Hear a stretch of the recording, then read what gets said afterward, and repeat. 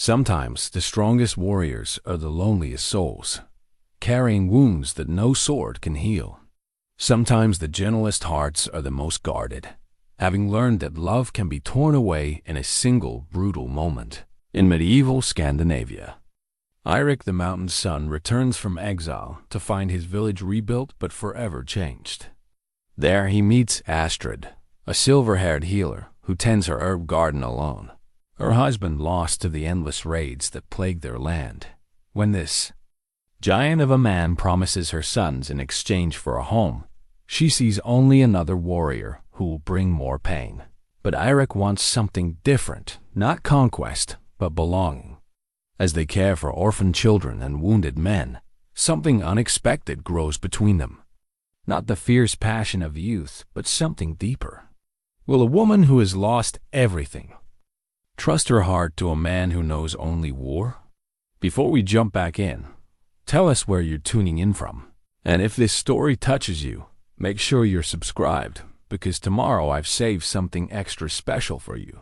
The morning mist clung to the fjord like the breath of sleeping giants, and Eirik could taste salt and pine on the wind as his longboat carved through the dark water toward home. 7 years had passed since he'd last seen these cliffs, these stone houses with their grass roofs that seemed to grow from the earth itself.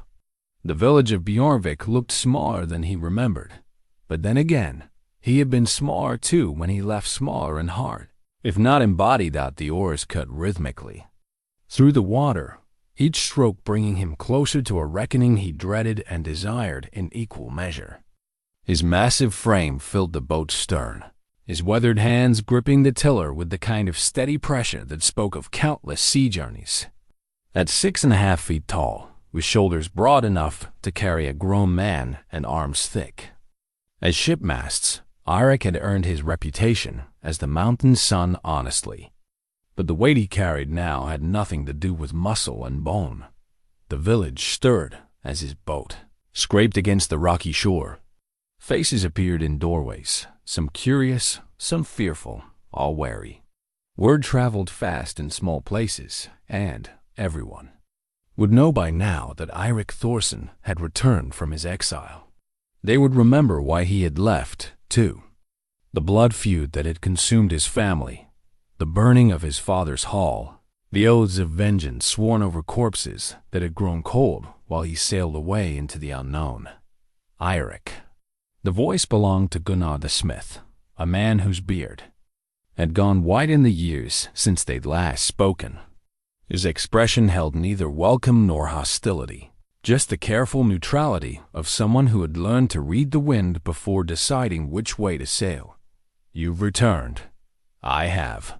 Eirik stepped from the boat, his boots crunching on the pebbled beach. Is there still a place for me here? Gunnar's eyes took in the changes 7 years had wrought. The young man who had left in fury and shame had returned as something else entirely. The rage that had once burned in Eirik's pale blue eyes had cooled to something deeper, more thoughtful. His golden beard, now streaked with premature silver, was neatly braided. Most telling of all was what he carried, not the battle-scarred axe that had made him famous, but a simple wooden staff and a leather satchel that looked more suited to a scholar than a warrior. That depends, Gunnar said slowly, on why you've come back. Before Eirik could answer, a commotion near the village's heart drew their attention. A group of people had gathered around what looked like a heated discussion, their voices carrying across the morning air like the cries of agitated gulls. At the center of the crowd, Eirik could make out a woman's figure, her silver-touched hair catching the early light as she gestured with quiet authority. "Who is that?" he asked. "Astrid the healer," Gunnar replied, and something in his tone suggested layers of story that would take time to unfold. "She came to us 3 winters ago, after the raids took her husband. Been tending our sick and wounded ever since, asking nothing in return but a place to practice her craft in peace." Eirik watched as the crowd began to disperse, the woman's calm presence somehow settling whatever dispute had arisen. Even from this distance, He could see there was something different about her, a quality of stillness that drew the eye and quieted the spirit. She moved like someone who had learned to carry grief without letting it bend her spine. And when she finally looked in their direction, her gaze held his for a moment longer than mere curiosity would explain. "She doesn't trust easily," Gunnar continued, following Eirik's gaze. "Can't say I blame her. She's seen what warriors bring to the world." The words struck deeper than Gunnar probably intended. Eirik had spent 7 years learning the same lesson, traveling from village to village, seeing the aftermath of raids and blood feuds, witnessing how quickly homes could become ash and families could become memories. He had thought himself different from the men who lived by sword and axe. But the truth was harder to swallow. He had been exactly like them, just better at lying to himself about it. "I'm not the same man who left," he said quietly. "None of." "USR," Gunnar replied. "Question is, what kind of man did you become?" It was a fair question, and one Eirik wasn't entirely sure he could answer yet. The man who had sailed away had been consumed with thoughts of glory and vengeance, dreams of winning back his family's honor through strength of arms. The man who had returned carried different dreams, entirely dreams of building rather than destroying, of planting seeds instead of salting the earth. The village itself told the story of hard-won resilience. New timbers supported older walls, fresh thatch-covered roofs that had seen too many seasons, and everywhere there were signs of a community that had learned to heal itself. Gardens flourished behind low stone walls. Children played in spaces that had once been battlegrounds, and the great hall at the village's center stood rebuilt, its dragon-carved posts gleaming with fresh paint. "We've had peace for 2 summers now," Gunnar said, noticing Eirik's examination of the improvements. "Long enough for people to start believing it might last. Long enough for them to get nervous about anything that might threaten it." The implication was clear. Eirik's very presence was a risk, a reminder of the violence that had once torn this place apart. Every person who looked at him would remember the stories, how he had single-handedly held off 20 men while his father's hall burned, how his berserker rage had earned him a reputation that traveled from fjord, how his family's enemies had finally driven him into exile, not through strength of arms, but through sheer exhaustion at the cost of fighting him. "I understand their concern," Eirik said, "but I haven't come back to fight. I've come back to build." "Build what?" The question hung in the air between them, heavy with possibility and doubt. Eirik looked again toward the village center, where Astrid the healer had been settling disputes with nothing more than words and presence. He thought of the stories he'd heard during his travel stories of people who had found ways to create peace in the midst of chaos, who had chosen healing over harming, who had built families from the fragments of war. "A home," he said finally. "A real one, this time." Gunnar studied him for a long moment, then nodded toward the village. "Well then, you best come and meet the people you'll be sharing it with." "But Eirik," he paused, his hand coming to rest on the younger man's arm. "This place has been through enough. If you're not certain about this path you're claiming to walk, better to sail away now than to let doubt turn into something darker later." "I'm certain," Eirik replied, though even as he said it, he wondered if any man could truly be certain of such things.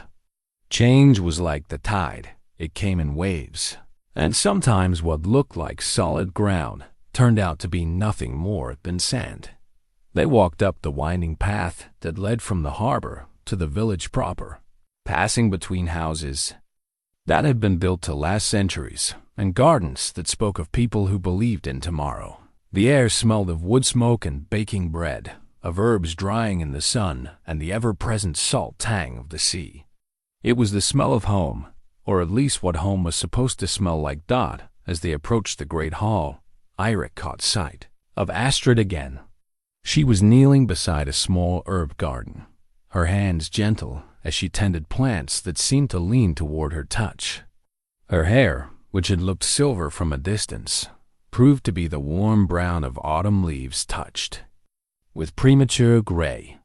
She was perhaps 35 winters old, with the kind of beauty that came not from youth, but from depth of character. When she looked up and saw him approaching, her eyes green as pine needles and just as sharp assessed him with the clinical gaze of someone who had learned to read suffering in all its forms. "You must be Eirik Thorson," she said, rising gracefully to her feet. Her voice carried the slight lilt of someone who had been born in a different place, though she spoke the local dialect without hesitation. "I've heard stories." "I'm sure you have," he replied, stopping a respectful distance away. Up close, he could see the faint lines around her eyes that spoke of sleepless nights spent tending the sick, and the way her hands bore the small scars that came from years of working with healing knives and boiling compounds. Though I suspect they paint me either as a hero or a monster, and the truth lies somewhere between. Asterisk. "In my experience," Astrid said, brushing dirt from her hands, "the truth usually does." She studied him openly, taking in his size and bearing, but also the way he held himself alert, but not aggressive, ready but not eager. "Gunnar tells me you've returned to build rather than destroy. What did you have in mind?" The directness of the question caught him off guard. Most people approached the subject of his intentions with more caution, more ceremony. But Astrid seemed to have little patience for dancing around important matters, and he found he respected that quality. "I want to help make this place stronger," he said, "not through conquest or intimidation, but by contributing to what you've already built here. I have skills beyond fighting, and I've learned things during my travels that might be useful." "What sort of things?" "Healing techniques from Irish monks. Ways of fortifying buildings that don't rely on height or walls. Methods of organizing communities so that everyone has a role, everyone has value." He paused, then added quietly, "How to tell the difference between strength that protects and strength that destroys." Something in Astrid's expression shifted, a flicker of interest replacing the careful neutrality. "And why should we believe that you've truly learned the difference?" It was the question he'd been asking himself for months as he prepared for this homecoming. The answer, when it came, surprised him with its simplicity. "Because I'm here asking for your trust instead of demanding your submission," he said. "Because I came back not with an army at my back, but alone in a single boat. Because I'm standing in your garden talking about healing herbs instead of sharpening my blade in preparation for the next battle." Astrid was quiet for a long moment, her gaze moving from his face to his hands to the simple clothes he wore, all of it so different from the war gear and warrior's pride he had once displayed like banners. When she finally spoke, her words carried the weight of hard-won wisdom. "Actions prove themselves over time," she said. "Words are just the seeds. We'll see what grows from them." It was neither acceptance nor rejection, but something more valuable, a chance to prove himself through deeds rather than reputation. As Eirik nodded his understanding, he caught sight of movement at the edge of the garden. A small face peered around the corner of a storage shed, eyes wide with curiosity and something that might have been hope. "And who might that be?" he asked, gently, nodding toward the child. "That's Olaf," Astrid replied, her voice softening. "One of several children who lost their families in the last round of raids. He's been helping me with the garden." She called out, "It's all right, Olaf. Come and meet our visitor."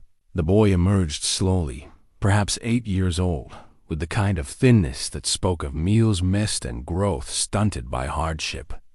But his eyes held intelligence and a resilience that made Eirik's chest tighten with recognition.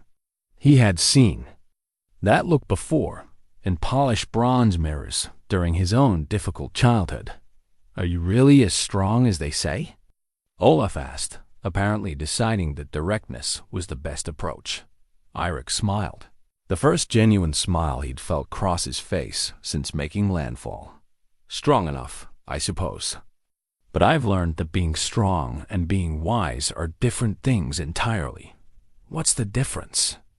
The question came with the kind of earnest curiosity that only children possessed, and Eirik found himself crouching down so that he could meet the boy's gaze at eye level. "A strong man can break things," he said. "A wise man knows what's worth building and what's worth protecting, and when breaking something might be necessary to protect what matters most." Olaf considered this with the gravity of a child who had been forced to grow up too quickly. "And which one are you?" "I'm still figuring that out," Eirik admitted. "But I'm hoping to become both." The boy nodded as if this answer made perfect sense, then turned to Astrid. "Can he help with the garden? My back still hurts from carrying those water buckets." "If he wants to," Astrid replied, and Eirik caught something in her tone that suggested this simple invitation might be more significant than it appeared. Bjerbs don't care how famous someone is, only whether they're willing to work. And so, less than an hour after his return from 7 years of exile, Eirik the mountain son found himself kneeling in the dirt beside a widowed healer and an orphan boy, learning the names of plants that could ease pain instead of cause it. His massive hands, which had once been celebrated for their skill with weapons, proved surprisingly gentle with the delicate stems and leaves that would become medicines and seasonings as the morning wore on and more villagers came to observe this unexpected tableau. Eirik began to understand that his real homecoming would not be measured in dramatic gestures or grand pronouncements. It would be built one small act at a time, one conversation at a time, one choice at a time between the man he had been and the man he hoped to become. And if the way Astrid occasionally nodded approvingly at his careful handling of her precious plants was any indication, perhaps that slow and patient building was exactly what both of them needed. 3 days after Eirik's return, the wounded began arriving with the evening tide. Astrid was grinding willow bark in her small stone mortar when she heard the commotion from the harbor voices calling out in distress, the sound of boots running on stone, the distinctive groan of men carrying heavy burdens. She set down her pestle and moved toward the door, her healer's instincts already cataloging what supplies she might need from the urgency in those distant shouts. Eirik appeared at her threshold before she could step outside, his expression grim. 5 warriors, he said without preamble. 3 wounded, 1 barely conscious. They're saying something about riders coming from the north. The peace that had settled over Bonvik for 2 summers suddenly felt as fragile as morning frost. Astrid gathered her leather satchel of instruments and remedies, her movements swift and practiced. "How badly hurt?" "Bad enough. Sword cuts, one with an arrow still in his shoulder. The conscious ones are asking for you specifically." They walked quickly toward the harbor together, Astrid's mind already shifting into the focused calm that came over her when lives hung in the balance. Around them, the village was stirring like a kicked anthill doors opening, worried faces peering out, hushed conversations starting and stopping as neighbors tried to piece together what was happening. The wounded men had been carried to the Great Hall, where Gunnar and several other villagers were already tending to them as best they could. Astrid took one look at the scene and began issuing quiet instructions, her voice carrying the kind of authority that came naturally to those who had learned to work efficiently in crisis. "Bring more lamps and put water on the boil," she said to the nearest woman.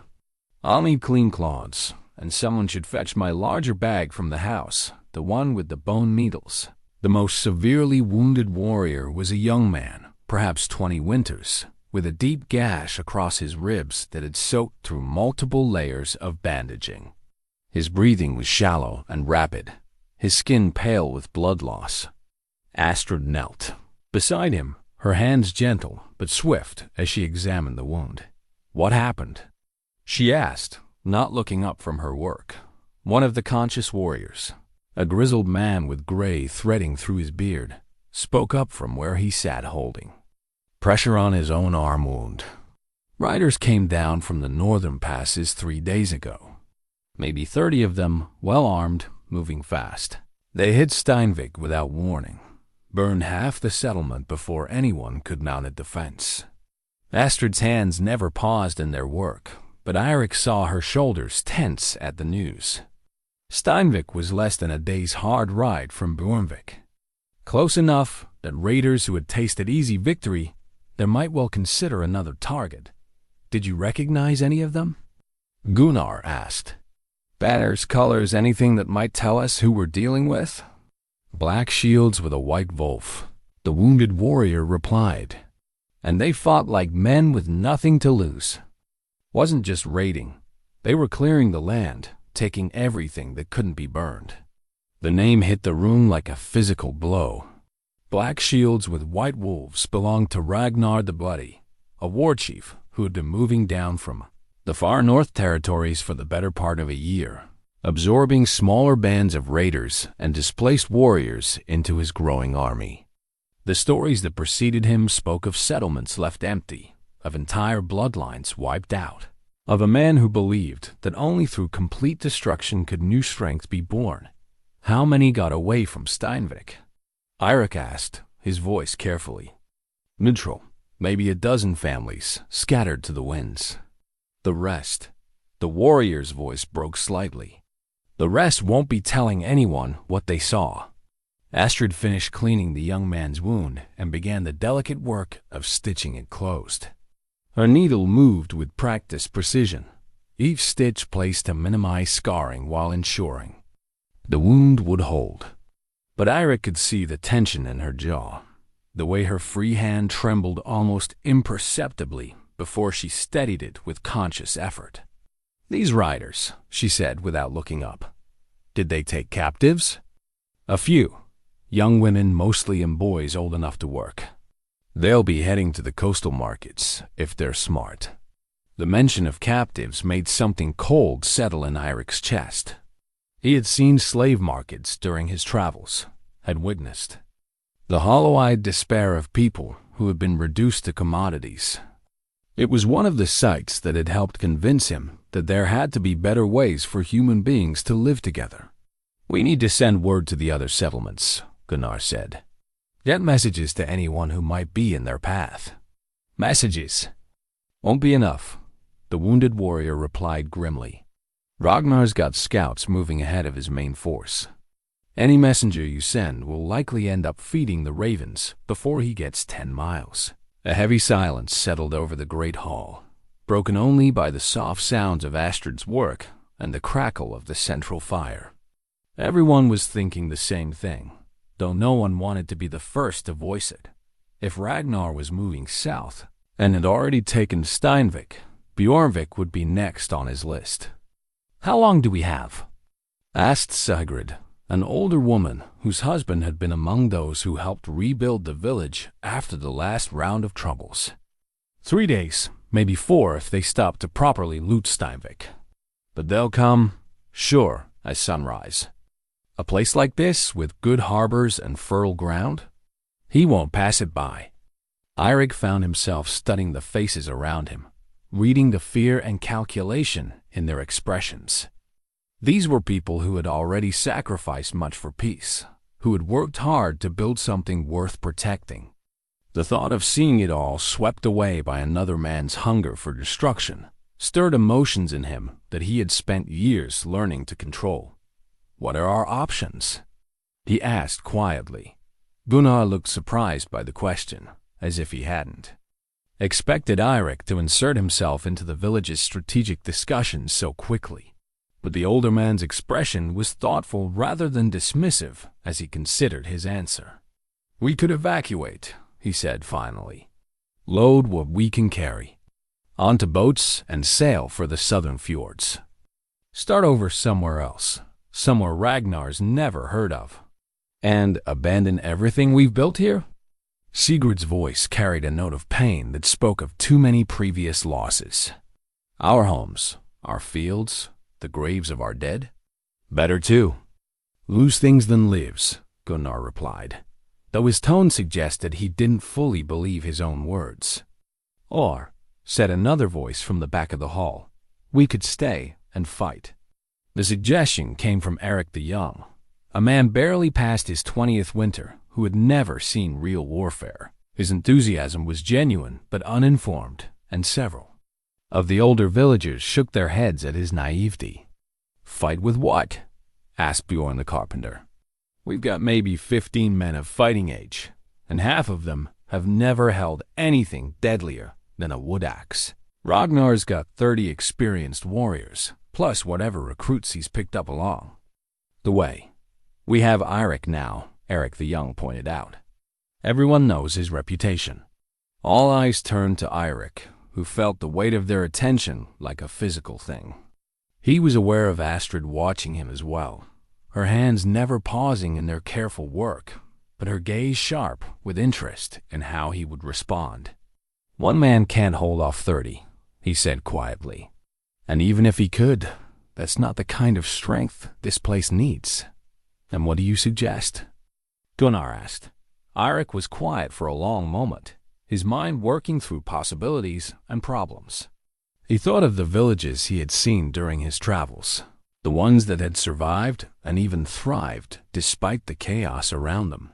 Most had done it not through superior fighting strength, but through cleverness, preparation, and the kind of unity that came from shared purpose.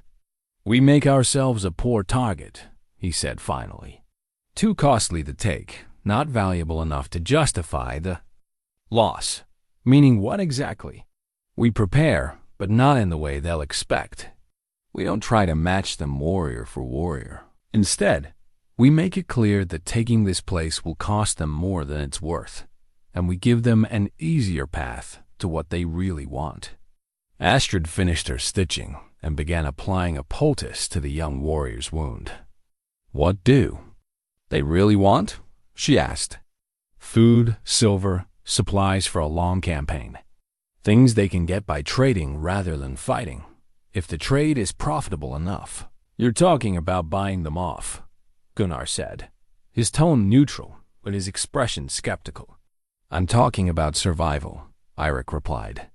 "About keeping this community alive so it can continue building something better than what came before."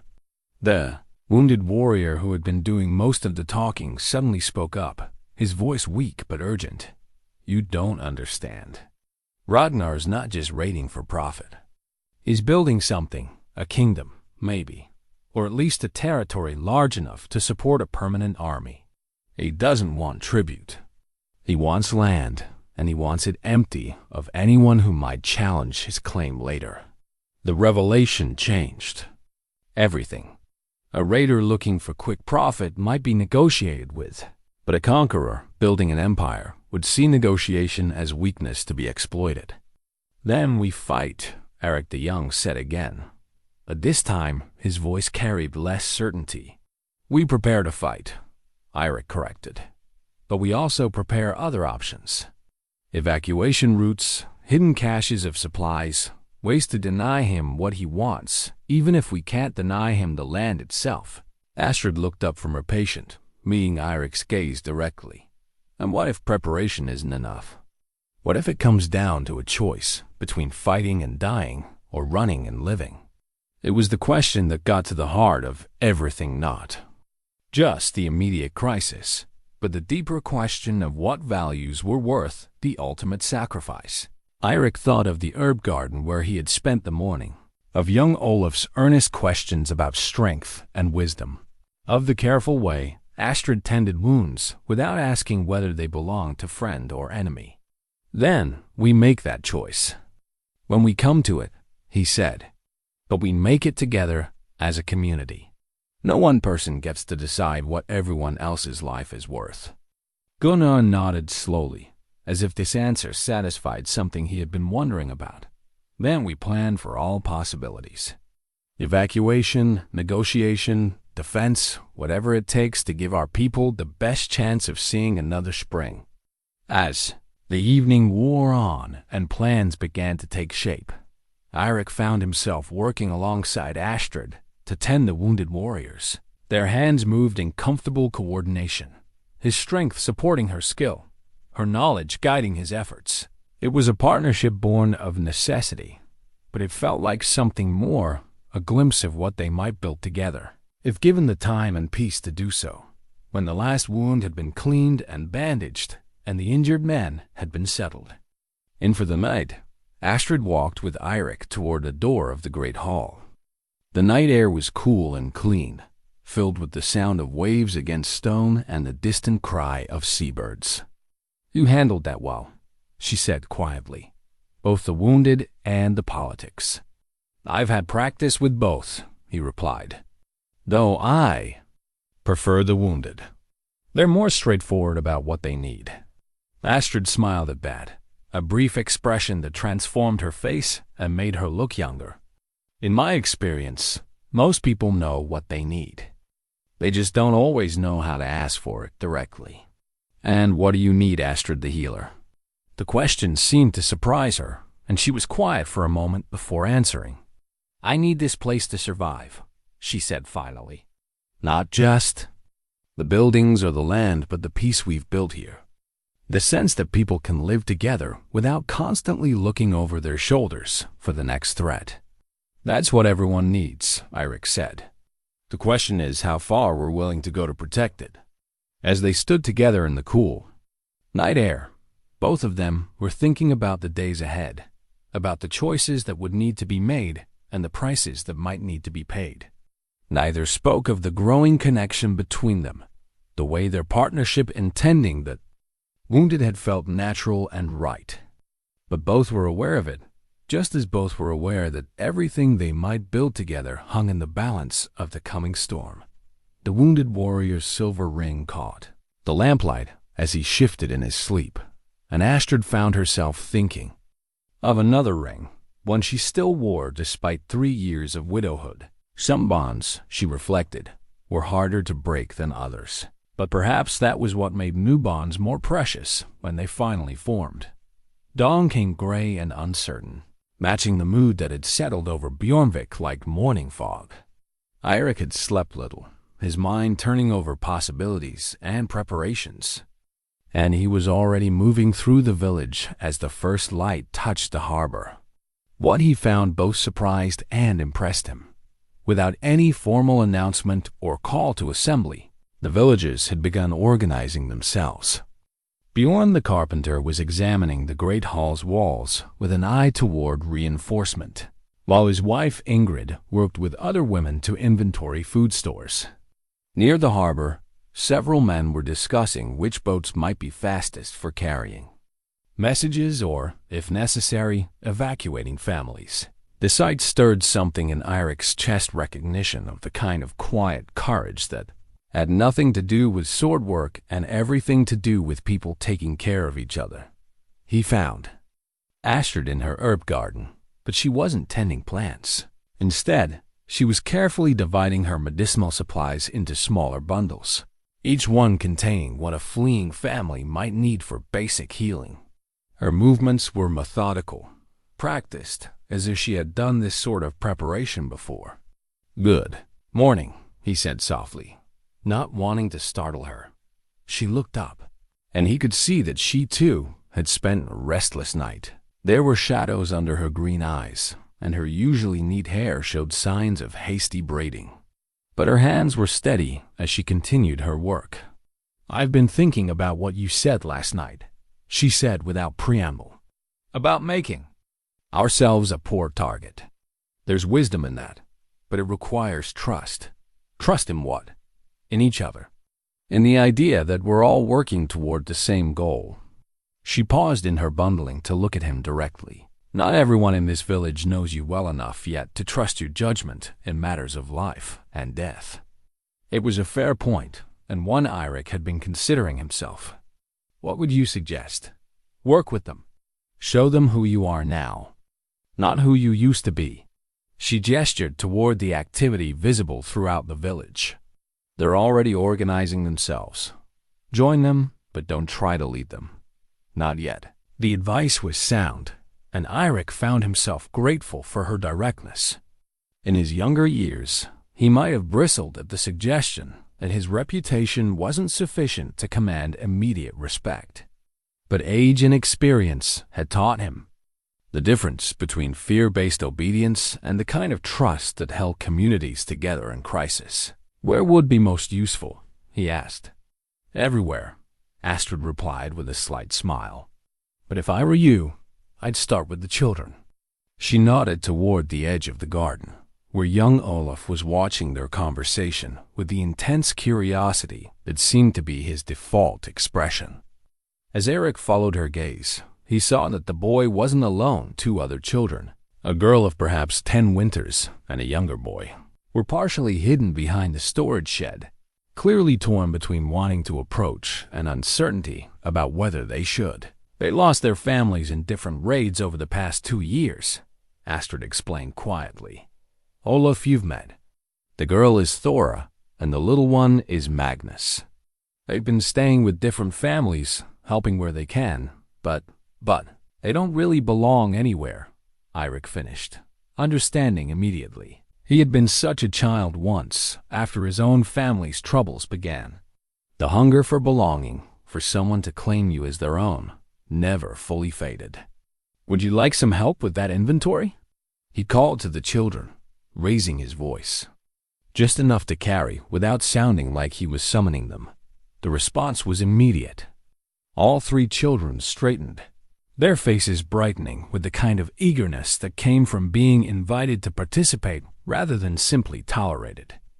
They approached with that mixture of boldness and caution that characterized young people who had learned to read adult moods for signs of safety or danger. What kind of help?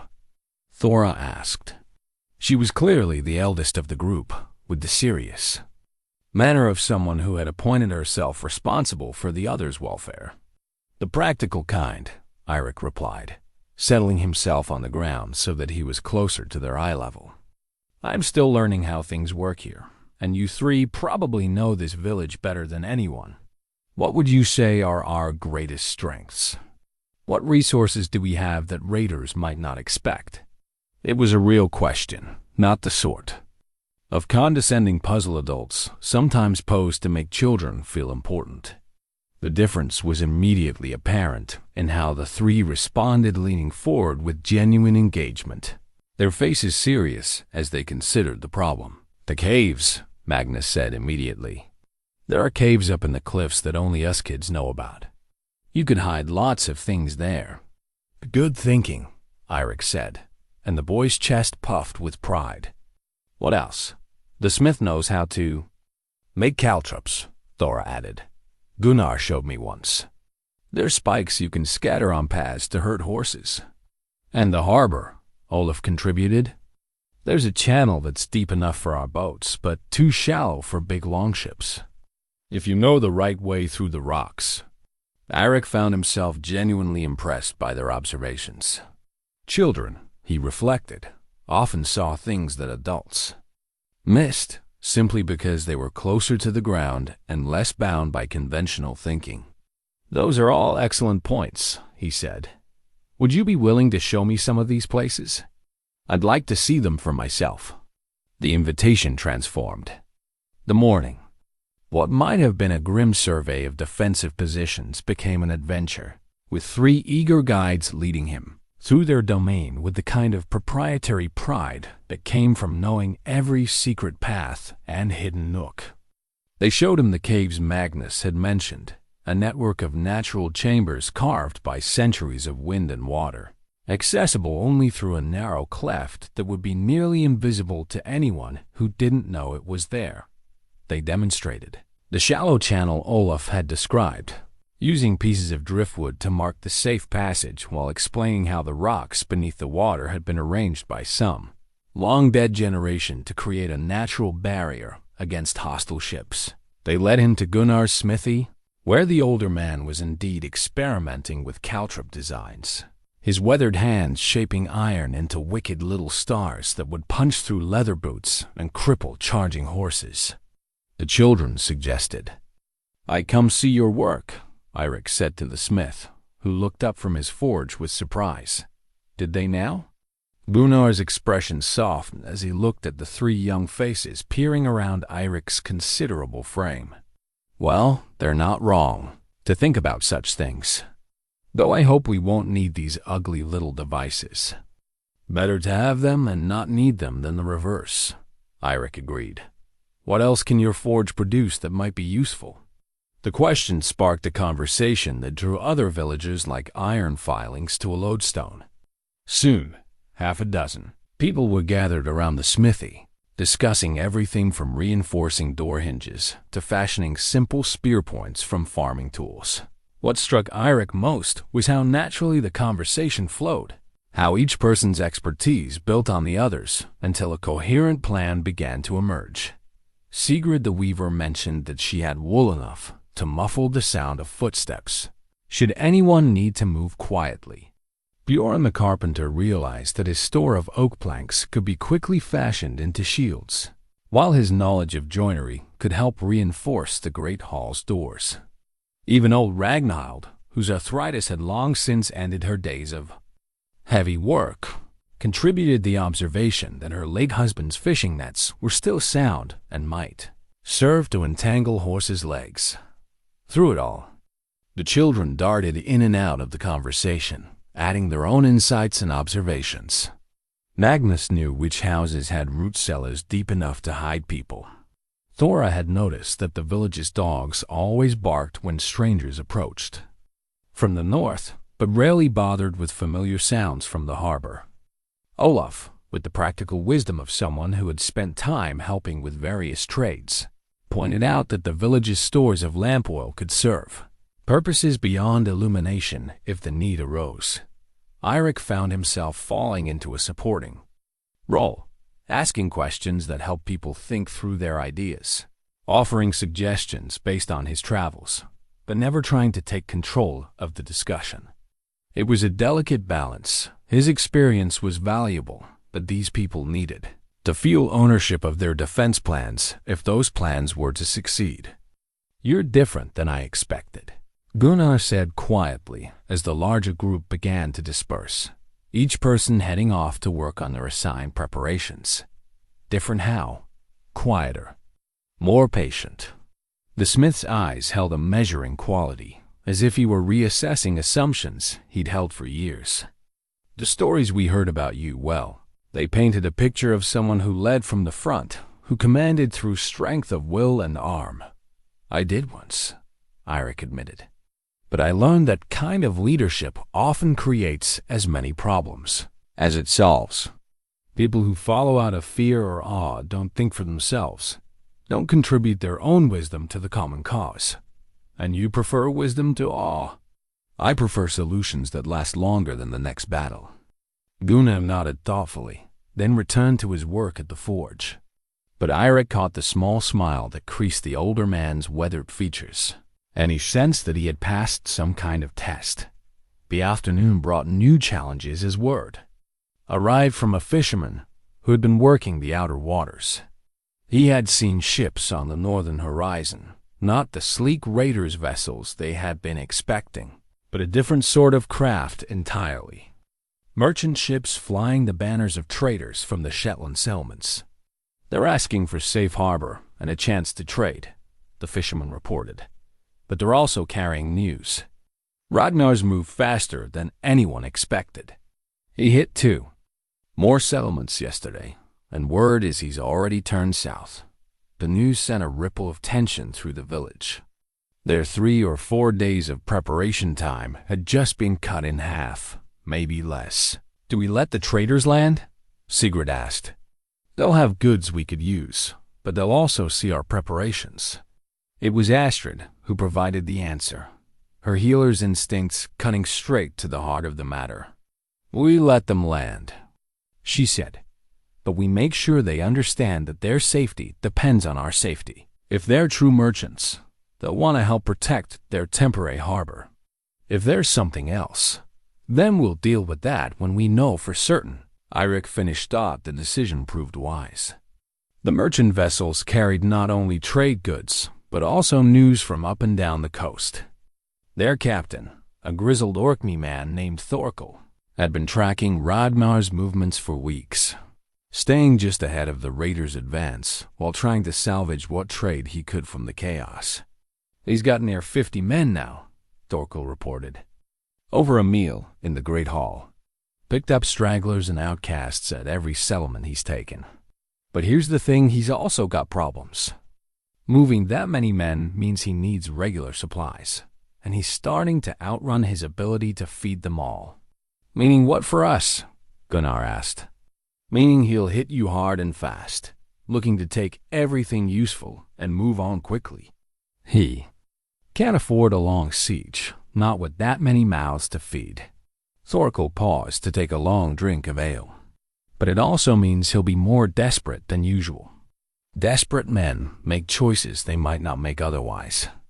Eirik found himself studying the merchant captain's weathered face, reading the subtle signs of a man who had survived by being very good at assessing threats and opportunities. What would you advise? Give him something to take that costs you. Less than a fight would, Thorkel replied immediately. But make sure it's something that doesn't leave you defenseless afterward. The advice aligned with Eirik's own thinking, but it raised practical questions about what they might offer and how to ensure any agreement would be honored. As the evening progressed and more details of their situation became clear, a plan began to take shape, one that would require careful timing, considerable trust, and more than a little luck. But first, there were more immediate concerns. The children, who had been so helpful during the day's preparations, had grown quiet as evening approached, and the reality of their situation became unavoidable. Eirik found them huddled together near Astrid's hearth, their young faces reflecting the kind of worry that belonged to people much older. "Are you scared?" Dora asked him directly, with the unflinching honesty that seemed to come naturally to her. "Yes," he admitted, settling himself nearby, "but none of the things you might expect." "What are you scared of?" Eirik considered the question seriously, aware that children could sense dishonesty from adults with uncanny accuracy. "I'm scared that people I care about might be hurt," he said finally. "I'm scared that we might not be as ready as we need to be. I'm scared that I might make choices that seem right in the moment but prove wrong later." Magnus, the youngest, looked up at him with wide eyes. "But you're big and strong. Can't you just fight them all?" "Being big and strong only helps with certain kinds of problems," Eirik replied gently. "This situation needs different kinds of strength. The strength that comes from people working together, from making smart choices instead of angry ones, from protecting what matters most instead of trying to protect everything. Will you stay with us?" Olaf asked, his voice small in the flickering firelight. The question went straight to Eirik's heart, carrying with it all the weight of a child's need for security and belonging. He looked at these three young faces, then at Astrid, who was listening from where she worked with her herbs nearby. "I'll stay," he promised. "Whatever happens, I'll make sure you three are safe." It was a vow that would prove more costly than he could have imagined. But as he spoke the words, Eirik felt something settle into place inside him, a sense of purpose that had nothing to do with glory or reputation and everything to do with the simple, profound duty of protecting those who couldn't protect themselves. As the children finally settled into sleep and the great hall grew quiet, Eirik found himself standing beside Astrid as she prepared her final medications of the day. They worked in comfortable silence, their movements synchronized by the growing familiarity of shared tasks. "You're good with them," she said quietly, nodding toward the sleeping children. "They remind me of myself at that age," he replied. "Though I was fortunate enough to have family, even if that family was complicated." "What would you have wanted someone to promise you then?" The question caught him off guard with its insight. "That I belonged somewhere. That someone would fight for me, not just use me to fight for them." Astrid nodded, understanding the distinction. "That's what you offered them tonight." "That's what I'm offering all of you," Eirik said, then paused, realizing how presumptuous that might sound. "If you'll have it."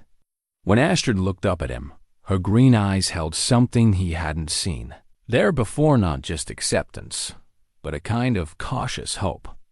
"I think," she said carefully, "that we might." It was a small admission, but it felt like the first real step towards something larger than either of them had dared to imagine. As they finished their preparations for the night in the village, settled into an uneasy sleep, both were aware that tomorrow would bring challenges that would test every bond they had begun to build. But for tonight, it was enough to know that they would face those challenges together. The second dawn after the wounded warrior's arrival brought with it a fever that struck the village like a cold wind from the northern wastes. It began with little Magnus, whose flushed cheeks and labored breathing sent Astrid rushing to her stores of willow bark and elderflower.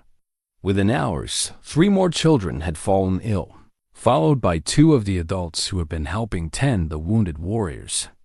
Eirik found Astrid in her herb garden before sunrise, her hands moving with urgent precision as she harvested plants by lamplight. Her face was drawn with exhaustion and worry, and he could see the weight of responsibility settling on her shoulders like a heavy cloak. "What can I do?" he asked without preamble. She looked up, and for a moment he saw past her healer's composure to the fear beneath. "Help me gather what we need. The fever spreads quickly, and I'll need more medicine than I have prepared." They worked together in the pre-dawn darkness, Eirik's large hands surprisingly gentle as he helped her harvest delicate leaves and roots. She taught him to recognize the plants by touch and scent, the bitter tang of willow bark, the sweet fragrance of meadowsweet, the earthy richness of echinacea root that would help bodies fight the sickness. "This reminds me of something I learned from Irish monks," Eirik said as they worked. They spoke of fevers that came after battle, when wounded men were housed close together. They said fresh air and space between the sick could slow the spreading. Astrid paused in her gathering, considering this. "The great hall, we've got everyone packed in there like grain in a storage pit. If the sickness is passing from person to person, we need to spread them out. Set up separate spaces for the sick, the healthy, and those who are caring for both." It was a sensible plan, but implementing it required convincing people to act against their instincts. When crisis struck, human nature was to draw together, to seek comfort in numbers and closeness. Asking families to separate, asking the sick to isolate themselves from those who loved them, went against every protective impulse they possessed. But Astrid's reputation as a healer carried weight, and Eirik's quiet support of her recommendations helped convince the reluctant. By mid-morning, they had reorganized the village's living arrangements. The sick were moved to the smaller storage hall, where they could be tended without exposing healthy people unnecessarily. Families with young children were housed in the most distant buildings, while those doing the nursing were quartered in between. The work was exhausting and emotionally draining. Little Magnus burned with fever, his small body struggling against the sickness, while Thora and Olaf watched with the helpless terror of children who had already lost too much. Other villagers faced their own crises. Sigurd's youngest grandson fell ill, followed by one of the wounded warriors who had seemed to be recovering well. Through it all, Eirik found himself working closely with Astrid, their partnership deepening through shared purpose and mutual reliance. He carried water and firewood, helped prepare poultices and teas, and used his size and strength to move patients who were too weak to move themselves. More importantly, he provided steady support for Astrid herself, anticipating her needs and creating space for her to work without constantly having to direct others. "You have good instincts for this," she told him during a brief rest between patients. They were sitting outside the storage hall, sharing a simple meal of bread and cheese, while keeping watch over their charges. "My mother was skilled with herbs," he replied. "Before the trouble started, before everything became about fighting and revenge, she taught me something about healing. I'd forgotten how much I enjoyed the quiet of it, the way it requires you to pay attention to small things." "What happened to her?" Astrid asked gently. "She died in the burning of our hall, killed trying to protect the women and children who had taken shelter there." His voice was steady, but she could hear the old pain beneath the words. I've spent years telling myself that if I'd been there, if I'd been stronger or faster or more fierce, I could have saved her. But working with you these past days, I'm starting to think maybe the better question is what she would have wanted me to build with the life she helped give me. Astrid was quiet for a moment, understanding the weight of what he was sharing. She sounds like she was wise. She was. She used to say that any fool could tear things down, but it took real strength to build something worth keeping. He smiled, an expression tinged with both sadness and warmth. I think she would have liked you. The words hung between them, carrying implications that neither was quite ready to examine fully. But there was comfort in the sharing, in the sense that their separate griefs might somehow become less burdensome when, acknowledged together, their quiet moment was interrupted by a commotion from the harbor. A scout had returned with news that sent a chill through the village. Smoke had been seen rising from the direction of the next settlement south, and refugees were fleeing along the coastal roads with stories of Ragnar's approach. "How long do we have?" Gunnar asked when they gathered in the great hall to hear the full report. "Tomorrow, maybe the day after," the scout replied. "But that's if he stops to fully loot Grindvik. If he pushes straight through, he could be here by tonight." The news transformed the atmosphere in the village. The careful preparations they had been making suddenly felt inadequate, rushed, incomplete.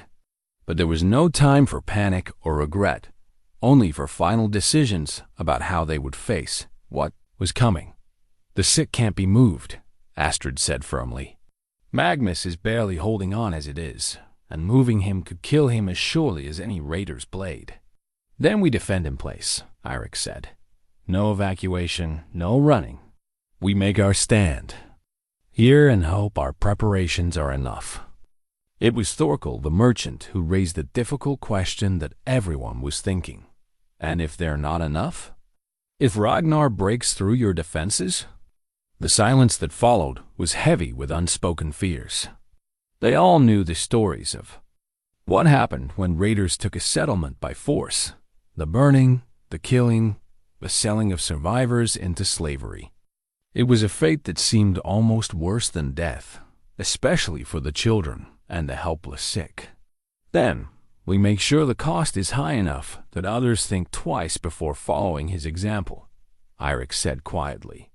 But privately, he was already thinking about alternatives, about ways to ensure that at least some of the villagers might survive even if the worst came to pass. As the day wore on and final preparations were made, he found himself spending more time with the 3 orphaned children.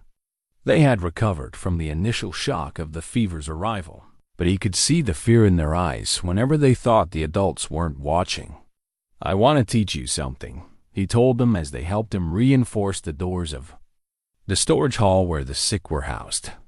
"It's something my father taught me when I was about your age." "What kind of something?" Dora asked, her serious young face alert with interest. "How to be brave when you're scared," Eirik replied. "The secret is that being brave doesn't mean you're not afraid. It means you do what needs to be done, even when you are afraid." "But what needs to be done is too hard?" Magnus asked. His fever had broken that morning, leaving him weak but clear-headed. "Then you do what you can, and you trust the people around you to help with the parts that are too big for you to handle alone," Eirik said. "That's what communities are for, so that no one has to carry every burden by themselves." Olaf, who had been quietly working on the door reinforcements, looked up suddenly. "Is that why you came back, to help carry burdens?" The question, asked with a child's directness, cut straight to the heart of something Eirik had been struggling to articulate even to himself. "I came back because I was tired of being alone with mine," he admitted. "I thought maybe if I helped other people with their burdens, it might make my own feel lighter." "And does it?" Thora asked. Eirik glanced toward the herb garden, where Astrid was working with quiet intensity to prepare more medicines. He thought of the way their hands had moved together as they tended the sick, the comfort he had found in her steady presence. during the long hours of crisis. Yes, he said simply. It does. As evening approached and the village settled into the tense quiet that comes before anticipated battle, Eirik made his rounds one final time. He checked the defensive positions they had prepared, spoke quietly with the men who would be fighting alongside him, and ensured that the evacuation routes were clear and marked should they be needed. But his longest stop was at the storage hall, where Astrid was tending the sick. She was moving between patients with the tireless dedication that had impressed him from the first day, checking fevers, adjusting bandages, offering sips of medicinal tea to those who could manage them. You should rest, he told her. Tomorrow will be hard enough without starting it exhausted. I will soon, she replied, but he could see the lie in the set of her shoulders, the way her hands never quite stopped moving. This was how she dealt with fear and uncertainty, by throwing herself into the work of healing, by focusing on the lives she could save rather than the ones she might lose. Astrid, he said quietly, and something in his tone made her pause and look at him fully.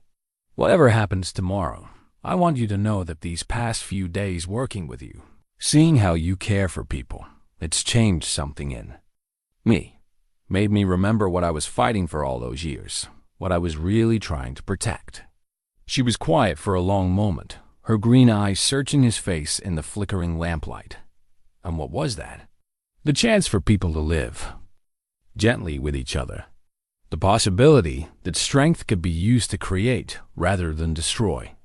He paused, then added more quietly, the hope that someone like me could learn to belong somewhere, could be part of building something beautiful, instead of always being the storm that tears things down. When Astrid finally spoke, her voice was soft but steady. You already belong here, Eirik. Whatever happens tomorrow doesn't change that. It was a gift, those words, the kind of acceptance he had been seeking without fully realizing it. As they stood together in the quiet hall, surrounded by the breathing of the sick and the scent of healing herbs, both felt the weight of what they had found together and what they might yet lose. Outside, the first watch was taking their positions, and the village was settling into the uneasy sleep that comes before battle. But inside the storage hall, a different kind of vigil was being kept, one that honored life rather than courting death, one that looked toward healing rather than harm dot. And in that quiet space, something precious was taking root between them, something that would need all their combined strength to protect in the dark hours ahead. The attack came not with the dawn as they had expected, but in the deep hours before sunrise, when human alertness was at its lowest ebb. Eirik woke to the sound of the warning bell, not the steady MESURD tolling that called people to assembly, but the rapid, urgent clanging that meant immediate danger. He rolled from his sleeping place and reached for his weapon's muscle memory, from years of campaign taking over before his mind fully caught up. Around him, the great hall erupted into controlled chaos as people grabbed children, weapons, and essential supplies in the order their preparations had dictated. How many? He called to Gunnar, who was buckling on a leather byrnie that had seen better decades. Scouts count at least 40, the older man replied grimly. Maybe more coming up from the beach paths. They've got the harbor cut off. 40 men was more than they had hoped for, but not more than they had planned for. Eirik felt the familiar cold calm settle over him as his mind shifted into the mode that had kept him alive through countless battles. But this time, the calculation was different. Not how to achieve the most glorious victory, but how to protect the most lives. The sick? He asked. Astrid's with them. Says she won't leave Magnus and the others, not even if the hall burns around her. The word sent a spike of fear through Eirik's chest that had nothing to do with personal danger and everything to do with the thought of losing someone who had become precious to him. But there was no time to dwell on such feelings outside. He could hear the sound of men shouting orders, the ring of weapons being drawn, the ominous crackle that might have been torches or might have been something more sinister. The village's defense plan unfolded with the precision born of careful preparation and desperate necessity. The youngest children and the most vulnerable adults had already been moved to the caves Magnus had shown them, a bitter irony that their salvation might depend on hiding places discovered through a child's play. The able-bodied fighters took positions at the prepared strongpoints, while those too old or frail to fight effectively took responsibility for the wounded and sick. Eirik made his way quickly through the pre-dawn darkness toward the storage hall where Astrid waited with her patience. The route took him past several of the defensive positions, and he was grimly pleased to see that their preparations were holding. Caltrops scattered along the approach paths had already claimed at least 2 attackers, their screams of pain and rage echoing across the village. The reinforced doors were holding against the first probing attacks, buying precious time for the defenders to organize. But he could also see the signs that their position was more precarious than they had hoped. The attackers moved with discipline and coordination that spoke of experienced leadership. They weren't simply charging blindly at the strongest points. They were probing for weaknesses, testing the defenses methodically while keeping the majority of their force in reserve. Astrid, he called softly as he approached the storage hall. She appeared in the doorway, her face pale but determined.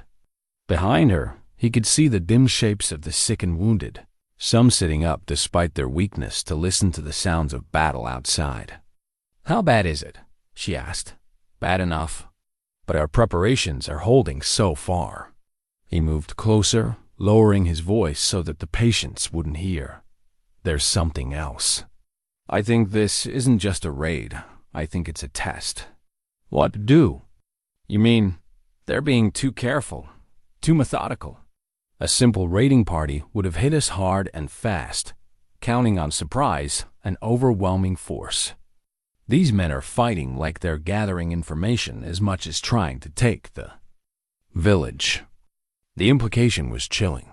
If Ragnar was indeed testing their defenses, learning their capabilities and weaknesses, then this attack was just the beginning. Even if they managed to drive off the current assault, they would face a more informed and better prepared enemy in the next round. "What do we do?" Astrid asked. Before Eirik could answer, the sound of splintering wood echoed from the direction of the great hall. The reinforced doors had given way, and the real battle was beginning. "Stay here," he told her. "Keep the patients quiet and calm. If things go badly—" "They won't," she interrupted, her voice carrying a conviction that surprised them both. "You won't let them." The faith in her words was both humbling and terrifying. But as Eirik gripped his axe and turned toward the sound of battle, he found that her confidence had somehow become his own. Whatever happened in the next hours, he would not let harm come to the people who had trusted him with their safety. The fight for the Great Hall was brutal but brief. The attackers had expected to find frightened villagers huddled together, easy prey for experienced warriors. Instead, they found a coordinated defense that turned their numerical advantage into a liability in the confined space. Tables and benches had been positioned to create choke points and barriers, forcing the raiders to advance in small groups that could be overwhelmed by concentrated resistance. Eirik arrived as the battle reached its crescendo, his axe singing as it cut through the confused melee. But even as he fought, part of his mind remained detached, analytical, noting the way the attackers moved and fought. These were good men, experienced and well-equipped, but they were also holding back, not committing their full strength to the assault. The realization confirmed his suspicions. This was indeed a probing attack, designed to test the village's capabilities without risking Ragnar's full force, which meant that when the raiders withdrew, as they inevitably would once they had learned what they came to learn, the respite would be temporary at best. The attackers began to pull back as the first gray light of dawn touched the horizon. They moved in good order, carrying their wounded and leaving behind only what they couldn't salvage. It was the withdrawal of professionals, not the rout of a defeated force. "We've won," gasped Eirik the Young, blood streaming from a cut on his forehead. "We've survived the first test," Eirik corrected grimly. "But they'll be back, and next time, they'll know exactly where we're weak."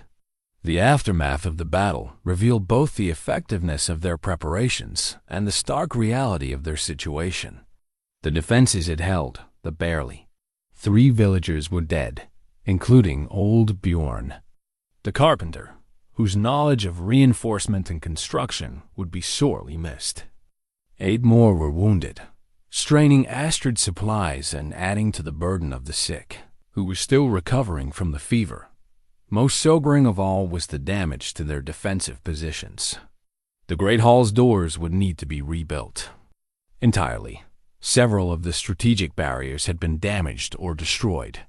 The careful preparations that had taken days to put in place would need to be repaired or replaced in hours. "We can't hold against a full assault," Gunnar said quietly as they surveyed the damage in the growing morning light. "Not with what we have left." It was a harsh assessment, but an honest one. The night's fighting had cost them too much, not just in lives and materials, but in the most precious resource of all time. They had perhaps a day, maybe 2, before Ragnar returned with his full force and the knowledge of exactly how to break their defenses. "Then we don't try to hold," Eirik said.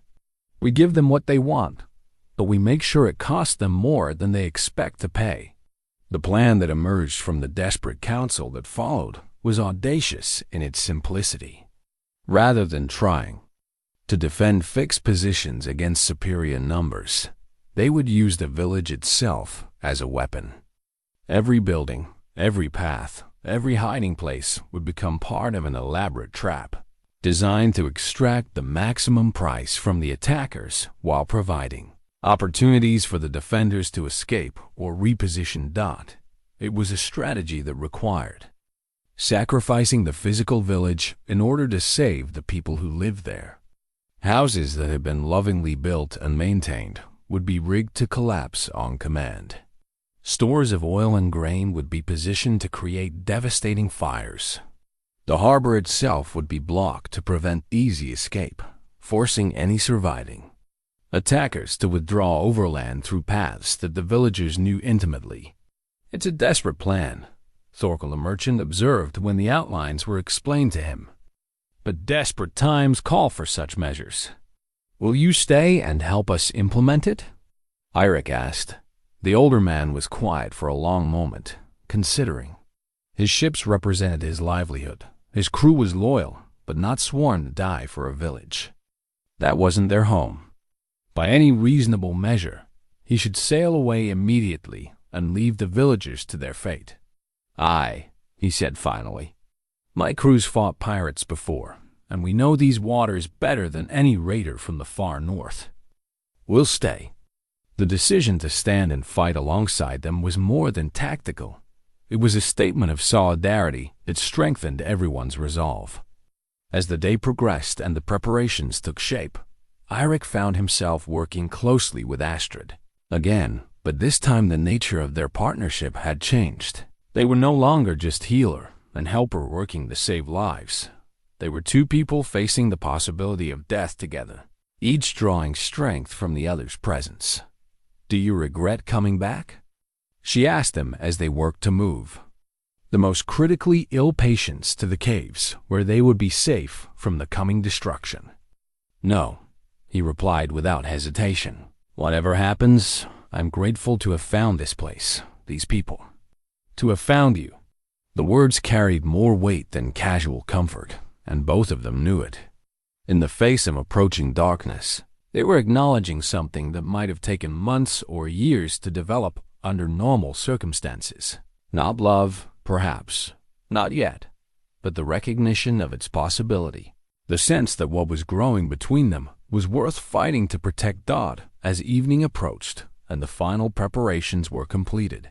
The village of Bjornvik looked nothing like the peaceful community Eirik had found upon his return. It had been transformed into an elaborate death trap.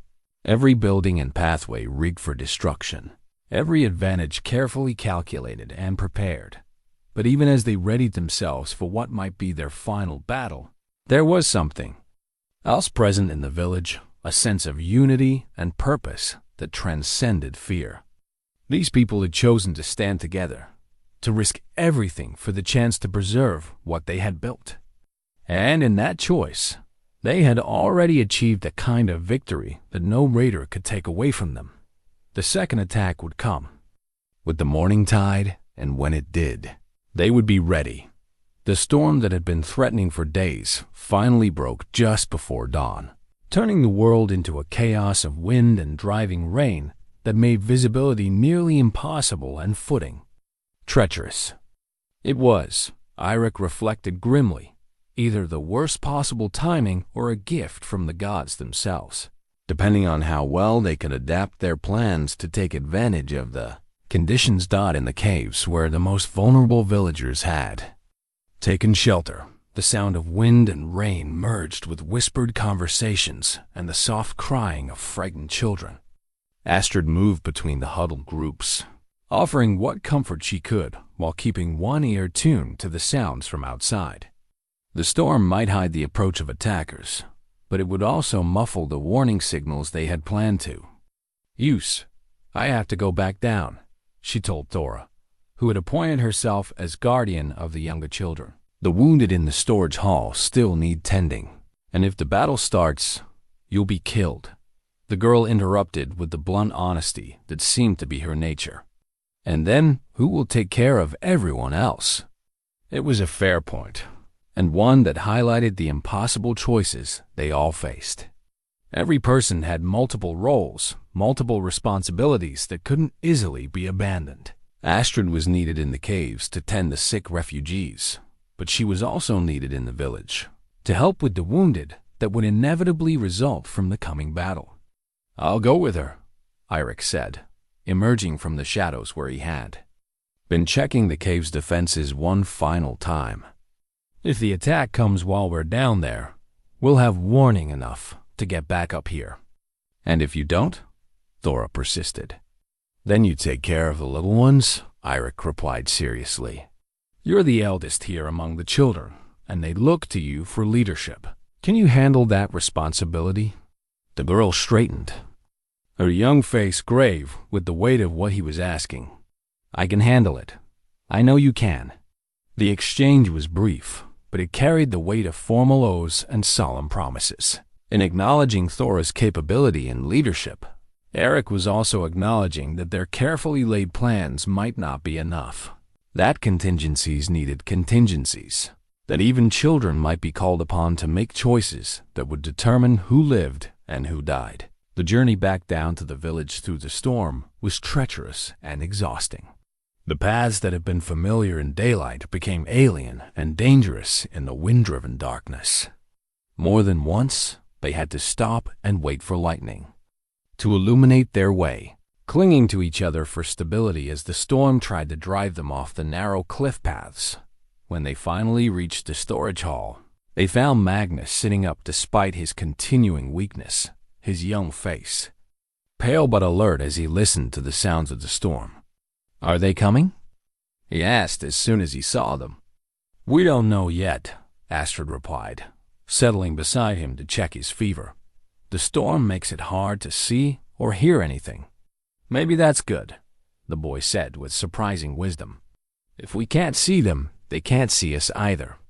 It was exactly the kind of observation that had impressed Eirik about these children from the beginning, their ability to find practical insight in the midst of crisis. As he helped Astrid tend to the other patients, he found himself thinking about what would happen to these young people if the worst came to pass. The caves would provide temporary shelter, but winter was coming, and children couldn't survive indefinitely without adult protection and guidance. "Eirik," Astrid said quietly, interrupting his dark thoughts, "there's something I need to tell you." The seriousness in her tone made him pause in his work and give her his full attention. She was kneeling beside one of the wounded warriors, but her focus was entirely on him. "The ring," she said, touching the simple silver band that still adorned her left hand. "The one I wear, my husband's ring." I've been wearing it for 3 years, telling myself it was about honoring his memory, about keeping faith with the dead. Eirik waited, sensing that this was leading somewhere important, but not wanting to rush her to a conclusion. She needed to reach in her own time. But these past days, working with you, seeing how you care for people, for me, I've realized that it's not about honoring the dead anymore. It's about fear of the living. Fear of caring for someone again, of risking the pain that comes when you lose them. She paused, her fingers working at the ring as if testing whether it would slide off easily or cling to skin that had grown accustomed to its presence. I don't want to be afraid anymore, she continued. Whatever happens with the raiders, whatever happens to this village, I don't want to waste whatever time we might have together, because I'm too frightened to admit that I care for you. The admission hung between them in the storm-filled darkness, brave and vulnerable in equal measure. Eirik felt something shift in his chest, a loosening of tensions he hadn't fully realized he'd been carrying. I care for you too, he said simply. More than I expected to, more than I thought I was capable of anymore. Then we understand each other. We do. It wasn't a declaration of love, not yet. But it was an acknowledgement of possibility, of the hope that what was growing between them might be allowed to continue growing. In the face of approaching violence and potential death, it was also an act of courage, the choice to remain, open to joy even when sorrow seemed more likely dead. Their quiet moment was interrupted by a sound that cut through the storm like a blade. Through silk, the long, mournful call of a war horn, blown from somewhere near the harbor. It was followed by answering calls from multiple directions, suggesting that the attack was coming not from a single direction, but as a coordinated assault from several angles. They're here, Eirik said, rising to his feet and reaching for his weapons. How many? Astrid asked, though she was already moving to gather her medical supplies. More than before. The horn suggests at least 3 separate groups, maybe 4. He paused at the doorway, looking back at her and the patients she tended. Remember what we discussed. If things go badly, I remember. And Astrid? When this is over, when we've survived whatever's coming, we'll talk more about rings and fear and the things we're brave enough to hope for. When this is over, she agreed. Eirik stepped out into the storm to find a village transformed by wind and rain into something barely recognizable. The careful defensive positions they had prepared were already being tested as dark figures moved through the driving precipitation, their approach masked by the weather, but their intent unmistakable. The first clash came at the reconstructed doors of the Great Hall, where a group of raiders had expected to find the same weakened defenses they had encountered in their previous probe. Instead, they found something more: cunning doors that gave way easily, almost too easily, drawing the attackers into a space that had been rigged with carefully placed obstacles and traps. The sound of battle was different in the storm, muffled and distorted, so that it was impossible to tell how the fighting was progressing in other parts of the village. Eirik found himself fighting almost blind, relying on instinct and experience to distinguish friend from foe in the chaos of wind-driven rain and darkness. But even as he fought, he was aware of the larger pattern of the battle. This was not another probing attack. This was Ragma's full assault, designed to overwhelm the village's defenses through sheer numbers and ferocity. The raiders were pressing hard at every position, accepting heavy casualties in exchange for steady advances. The plan they had crafted to turn the village itself into a weapon was working, but slowly. Buildings collapsed on schedule, crushing attackers and blocking key approaches. Fires started despite the rain, spreading with unexpected speed through structures that had been secretly prepared with oil and tinder. The harbor became a killing. Ground historical ships revealed hidden ballistae and began raining bolts into the raiding vessels, but the cost was terrible. With each building that burned, the defenders lost not just tactical positions, but pieces of their lives, homes that had sheltered families for generations. Workshops where craftsmen had perfected their trades, gathering places where communities had been born and nurtured died as the battle raged through the morning hours. Eirik found himself fighting a slow retreat toward the storage hall where Astrid waited with the wounded.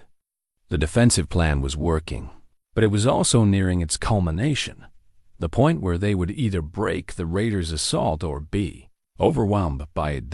When he finally reached the storage hall, he found Astrid waiting with her medical kit and an expression of calm determination that somehow managed to steady his own racing heart. "How bad?" she asked, noting the new cuts on his arms and the way he favored his left side. "Bad enough, but not hopeless," he replied. "The fires are spreading faster than expected, and Thorkel's ships are doing more damage than the raiders anticipated. But they're still pressing hard, and we're running out of positions to fall back to. And the children? Safe in the caves. As far as I know, Thora will keep them together and quiet until we can get word to them."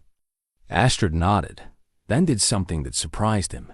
She reached up and touched his face gently, her fingers tracing the line of his jaw with a tenderness that contrasted sharply with the violence raging outside. "Promise me something," she said. "If it comes down to a choice between saving me and saving the children, you'll choose them. Astrid, promise me. They have whole lives ahead of them. I've already had more years than many people get, and I've had the gift of these past days with you. That's enough." The request was both selfless and heartbreaking, and it reminded Eirik of why he had fallen in love with this place and these people. In the midst of chaos and violence, they were still thinking about others, still making choices based on compassion rather than fear. "I promise," he said, though the words tasted like ash in his mouth. "But I also promise to do everything in my power to make sure it doesn't come to that choice." Outside, the sound of the battle was changing. The steady crash of weapons and shouting of men was giving way to something else. The roar of flames, the crack of falling timbers, the occasional scream that spoke of terrible injury or death. But there was something else in the mix of sounds, something that made both Eirik and Astrid pause and listen more carefully. Voices calling out in what sounded like retreat, the splash of oars hastily deployed, the kind of chaos that came when disciplined forces began to break apart. "Is it over?" Astrid asked. "Maybe," Eirik replied cautiously. "Or maybe they're regrouping for another assault." But as the minutes passed and the sounds of battle faded, it became clear that something significant had changed. The raiders were withdrawing, their retreat hasty but not quite panicked, the withdrawal of an army that had taken more casualties than expected and achieved fewer objectives than planned.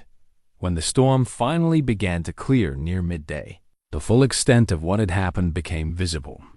The village of Bjornvik was gone, not destroyed, but transformed into something unrecognizable. Half the buildings had burned or collapsed.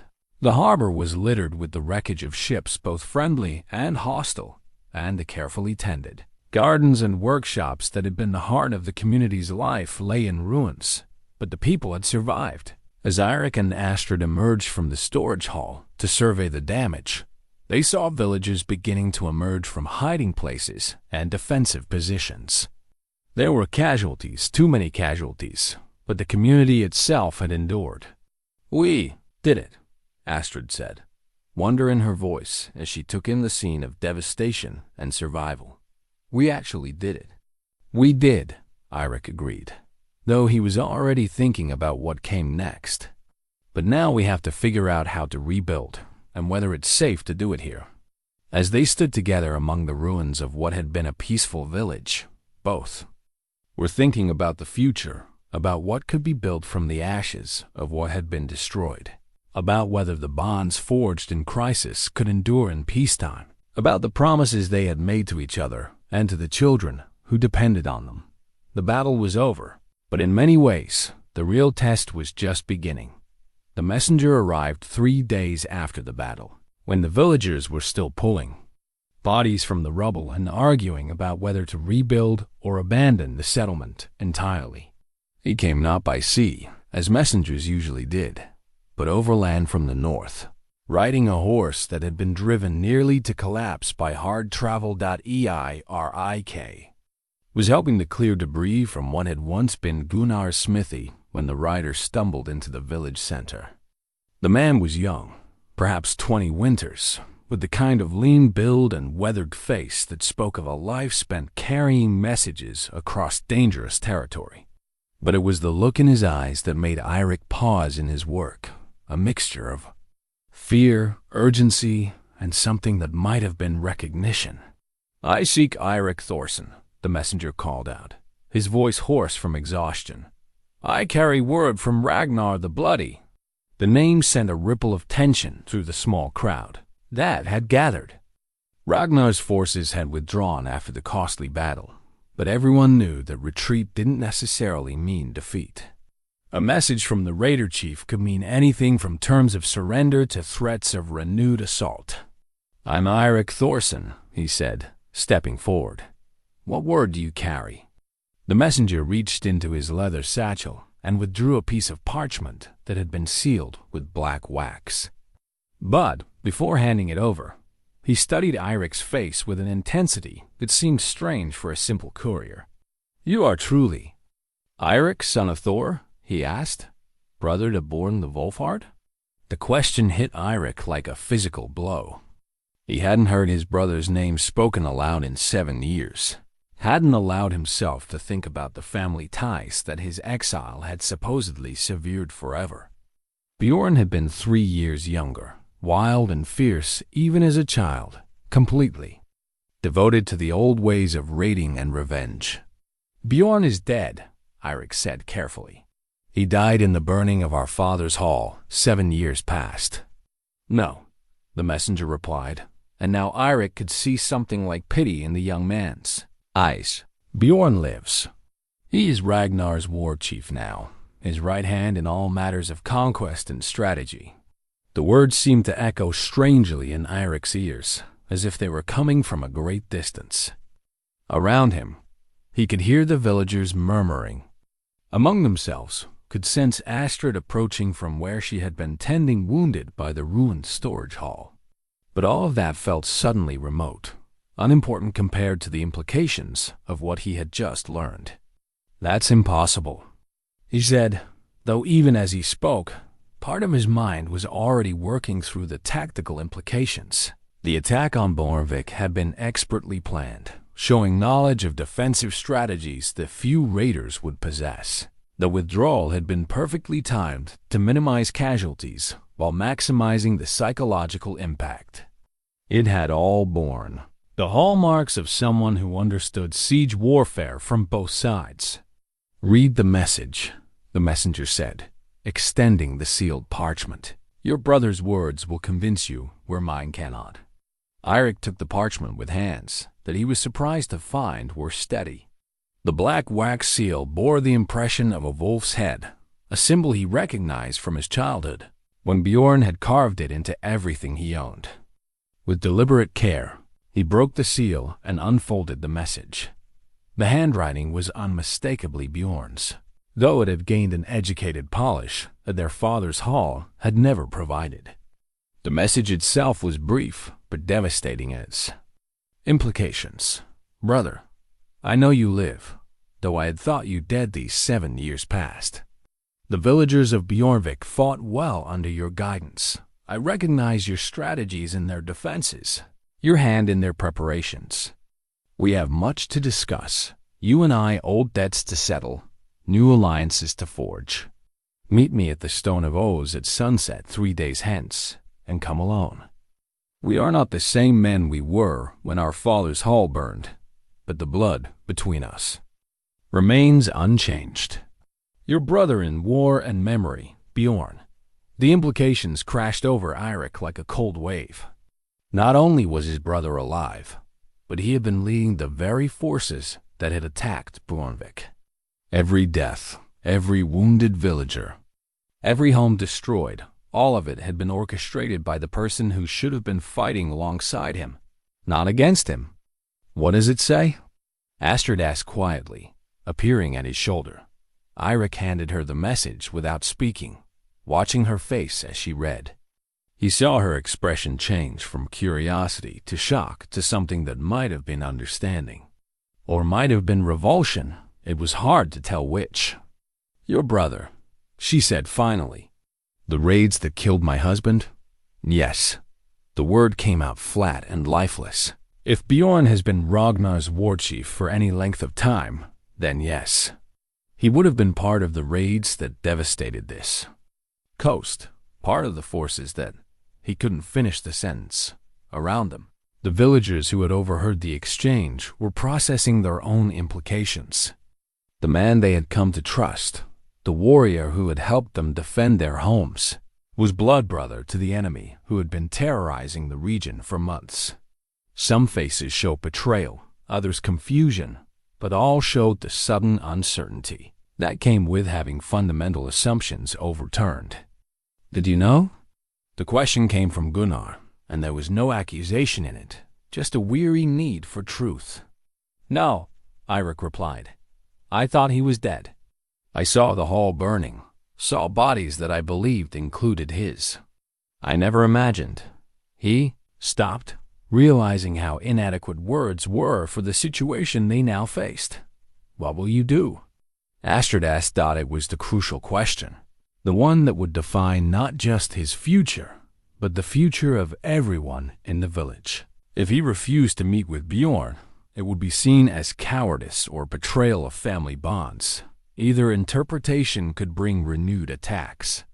If he agreed to the meeting, it could be a trap designed to eliminate the one person who had proven capable of organizing effective resistance. But beyond the tactical considerations lay deeper questions about loyalty, blood ties, and the weight of choices made in youth versus wisdom gained through experience. Bjorn was his brother, the only family he had left in the world.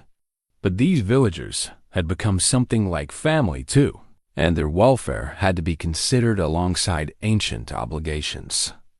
"I'll meet with him," Eirik said finally. "But not alone, and not on his terms." "The message said to come alone," the messenger interjected. "The message was written by someone who helped destroy this village and kill these people," Eirik replied, his voice hardening. "I'll honor the blood tie enough to meet with him, but I won't be foolish about it." Astrid stepped closer, her hand finding his arm in a gesture of support that didn't go unnoticed by the watching villagers. "What are you thinking?" "I'm thinking that 7 years is a long time, and people change. Maybe Bjorn has become something I can't recognize, someone whose path I can't follow. Or maybe there's still enough of my brother left to reason with, to find some solution that doesn't require more bloodshed. And if there isn't?" The question hung in the air between them, heavy with implications that neither wanted to examine too closely. If Bjorn had truly become the monster that his association with Ragnar suggested, then the meeting could only end one way, with a choice between family loyalty and the safety of innocent people. "Then I'll do what needs to be done," Eirik said quietly, "whatever that turns out to be." The 3 days that followed were among the most difficult of Eirik's life. The villagers' trust in him hadn't evaporated, but it had become conditional, watchful.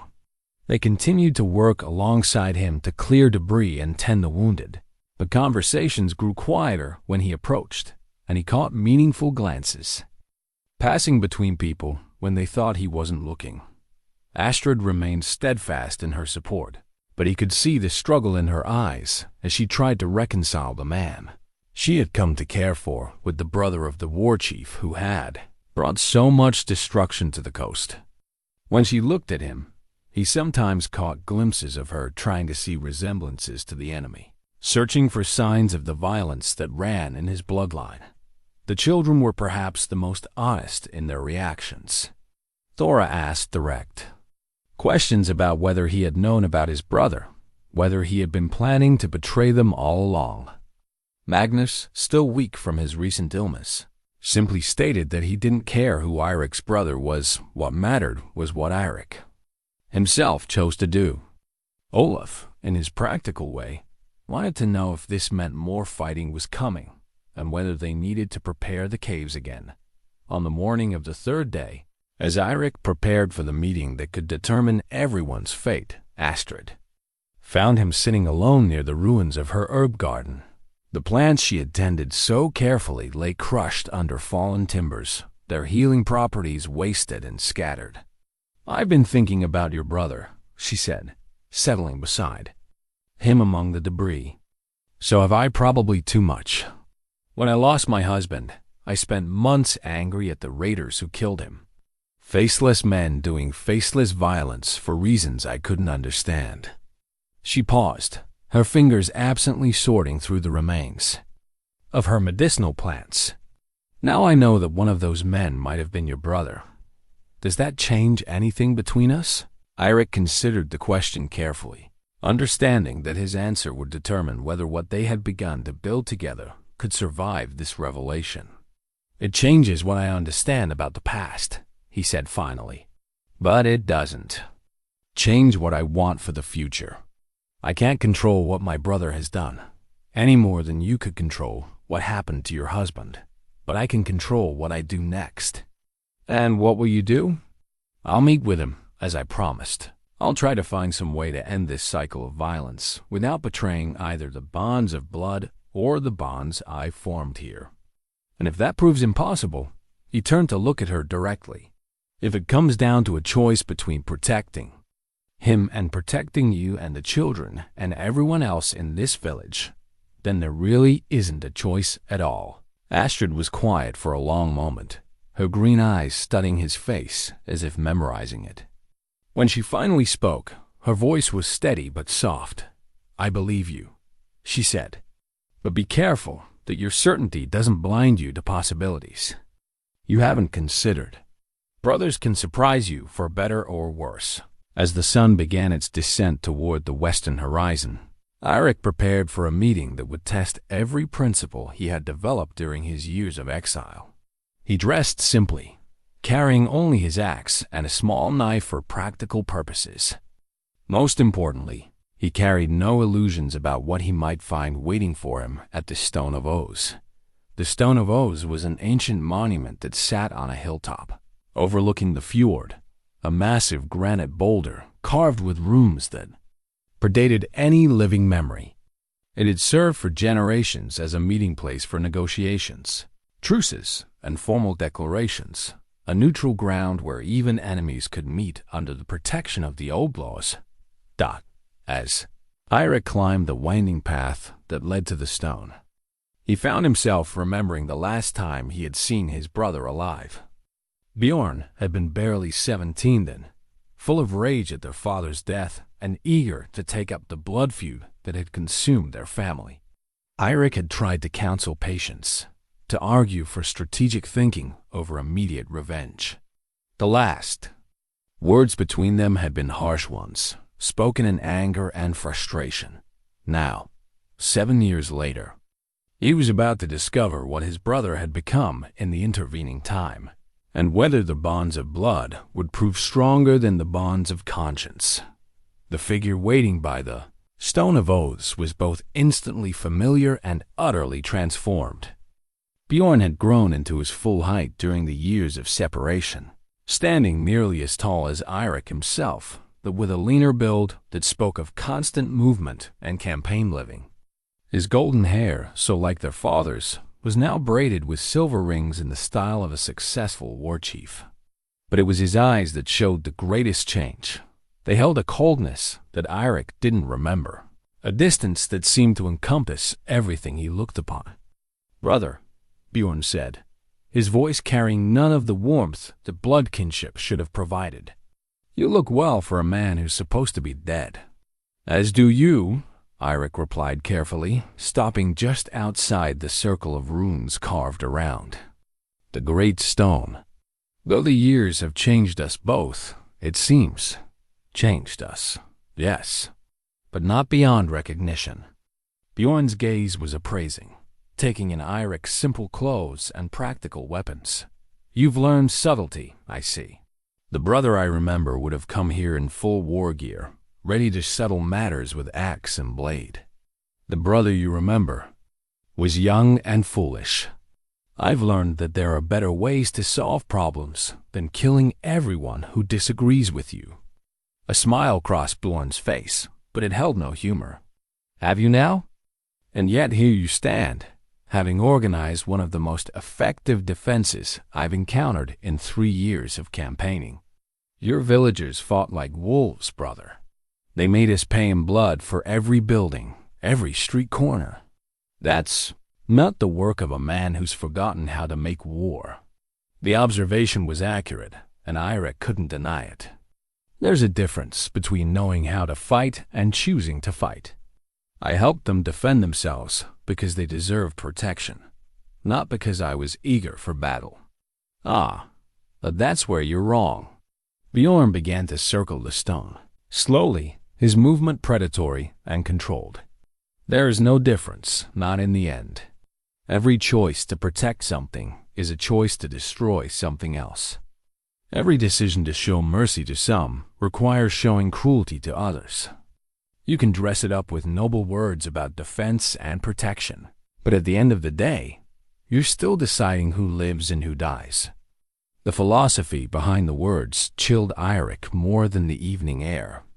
This was not the passionate, headstrong youth he remembered, but someone who had developed a coherent worldview based on violence and domination. Bjorn hadn't simply become a raider, he had become something far more dangerous. A raider who believed his actions were justified by cosmic truth. What happened to you? Eirik asked quietly.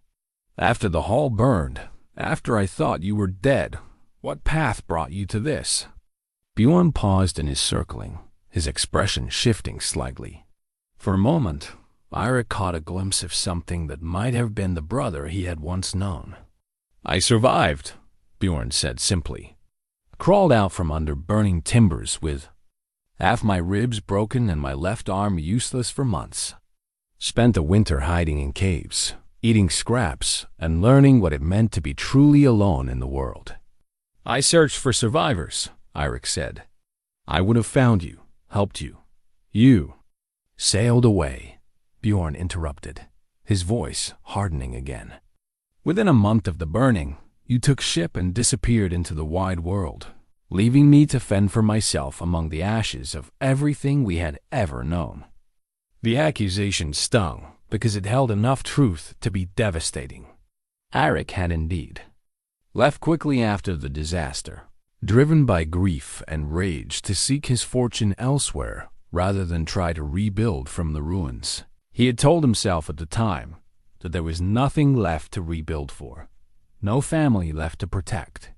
But now he wondered if that had been wisdom or simply cowardice dressed up in practical terms. I thought you were dead, he said again, but the words sounded weak even to his own ears. And I thought you were a coward, Bjorn replied. Running away when things became difficult, abandoning your duties when they became inconvenient. It took me years to understand that you weren't running from responsibility. You were running from truth.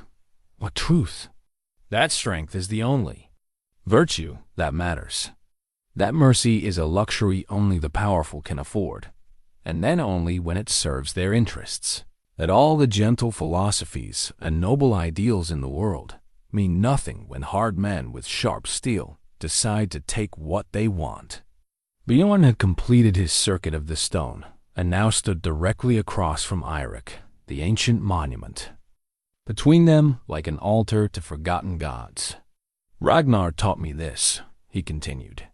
Showed me how the world really works, beneath all the pretty lies that weak men tell themselves. He found me half dead in that cave, nursed me back to health, and gave me purpose. Under his guidance, I learned to stop apologizing for being strong. Stop feeling guilty for taking what I needed to survive. And what do you need now? Eirik asked, though he suspected he already knew the answer. I need you to come home, brother. To take your rightful place at my side. To help me build something worthy of our father's memory. Bjorn's voice took on an intensity that was almost pleading. We could rule the entire coast together, from the northern ice to the southern kingdoms. No more scraping for survival. No more begging weaker men for acceptance. We could be what we were born to be, lords of war, masters of our own destiny. The offer hung in the air between them, carrying with it the weight of blood, history, and shared loss. Eirik could see the appeal of what Bjorn was proposing, the seductive simplicity of strength without conscience, the freedom that came from taking what you wanted without worrying about the cost to others. But he could also see the faces of the villagers he had come to care about. Could hear Magnus asking about the difference between being strong and being wise. Could feel Astrid's hand on his arm as she offered trust, despite her own losses and fears. And what about the people who would suffer under this kingdom of ours? He asked. The families torn apart, the children orphaned, the communities destroyed? What about them? Bjorn shrugged as if the question were meaningless. The strong survive, the weak perish, and the world continues to turn. It's been that way since the first man picked up a stone to bash in his neighbor's skull. And it will be that way long after we're both feeding the ravens. It doesn't have to be that way, doesn't it? Bjorn's laugh was harsh and bitter. Look around you, brother. Look at what happened to your precious village when strong men decided they wanted what it had to offer. All your noble ideals, all your careful defenses, all your hopes for peaceful coexistence. They lasted exactly as long as it took me to organize a proper assault. The words hit home because they contained enough truth to be painful. Despite all their preparations, despite the courage and determination of the villagers, Bjornvik had been destroyed.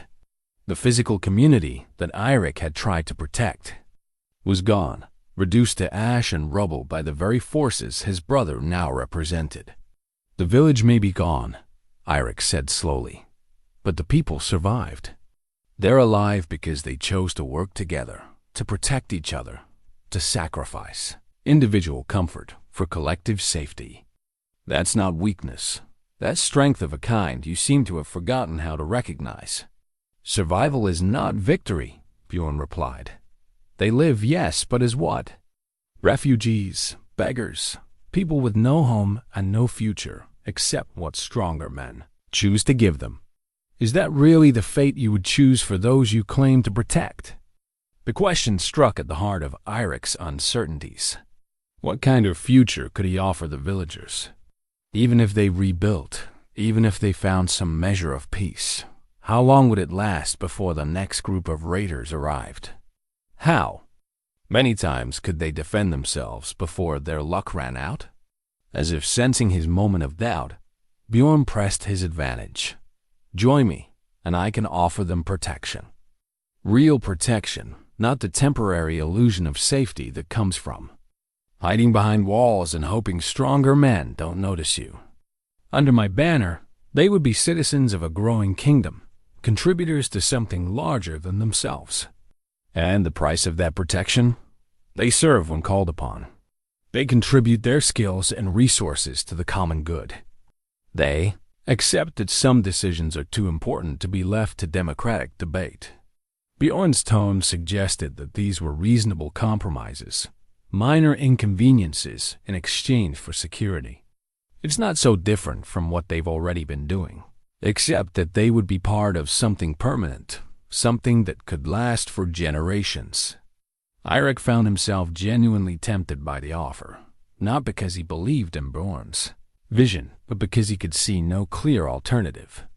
The dream of peaceful communities living in harmony was beautiful, but it seemed to require constant vigilance and sacrifice just to maintain the illusion of safety. Perhaps strength really was the only reliable foundation for any kind of lasting security. But then he remembered Astrid's gentle hands tending wounded warriors, remembered Thora's fierce protectiveness of the younger children, remembered the way the villagers had organized themselves to face impossible odds, not because they were forced to, but because they chose to care for each other. You're wrong about strength, he said finally. Real strength isn't about dominating others or taking what you want through force. Real strength is about building something worth protecting, about choosing to care for people even when it's difficult or dangerous or thankless. Bjorn's expression hardened. Pretty words, brother. But words don't stop arrows or turn aside sword. Blades. When your enemies come, and they will come, because weakness always attracts predators. Will your philosophy keep your people warm while their homes burn around them? Maybe not, Eirik admitted. But at least they'll die free, instead of living as slaves to someone else's ambition. The admission seemed to break something in Bar's demeanor. His carefully controlled mask slipped, revealing the raw pain and anger that had been driving him for 7 years. Free? He snarled. You think there's freedom in scraping for survival, in constantly looking over your shoulder for the next threat, in watching everything you try to build get torn down by men who are simply stronger than you? I tried that path, brother. I spent years trying to live by the noble ideals our father taught us, trying to find some middle way between strength and mercy. And where did it get me? Buried under burning timbers, while the men I had shown mercy to laughed and divided up our family's possessions. The pain in his voice was genuine, and Eirik felt his heart break a little for the frightened, injured boy his brother had once been. But he also recognized that pain had curdled into something poisonous, something that justified any action in the name of preventing future hurt. I'm sorry, he said quietly. Sorry that you suffered alone. Sorry that I wasn't there to help you. Through it, sorry that the world showed you its cruelest face when you most needed to see its kindness. Your pity means nothing to me, Bjorn replied, but his voice lacked conviction. It's not pity. It's grief for the brother I lost, for the man you might have become if things had been different, for all the choices that brought us to this moment. They stood in silence for a long moment, the weight of 7 years of separation and divergent paths heavy between them. The sun had nearly set, painting the sky in shades of red and gold that reminded both men of burning halls and dying dreams. This is your final answer, then? Bjorn asked finally. You choose them over me? Strangers over blood? I choose the kind of man I want to be, Eirik replied. And I choose to believe that somewhere inside you, the brother I once knew is still there, still capable of choosing a different path. The Bjorn was quiet for so long that Eirik began to hope he had reached something in his brother that could still be reasoned with. But when Bjorn finally spoke, his voice held the cold finality of winter wind. Then you have chosen poorly, brother, and you will live to regret it, though perhaps not for very long. The threat was clear, but Eirik felt oddly peaceful as he turned to walk away from the Stone of Oz. He had made his choice, and while it might prove to be a fatal one, it was a choice he could live with, however briefly that might turn out to be. Behind him, Bjorn called out one final time. When the ravens are picking your bones and your precious villages are chained in the slave markets, remember that you could have prevented it all. Remember that I offered you everything, and you chose nothing. Eirik didn't turn around, didn't respond, didn't give his brother the satisfaction of seeing the doubt that still gnawed at the edges of his certainty. Instead, he walked steadily down the hill toward a future that was uncertain but chosen, toward people who had trusted him with their lives despite knowing the cost that trust might exact. The real battle, he knew, was still to come. Dawn came, gray and cold, bringing with it the sight that everyone had feared but expected: ships on the horizon, more than had come before, their dark sails cutting through the morning mist like the wings of carrion birds. From the clifftop, where the survivors of Bjornvik had made their temporary camp, the fleet looked vast and implacable, a force that would sweep away any resistance like driftwood before a storm tide. Astrid stood beside Eirik as they counted the vessels, her hand finding his without conscious thought.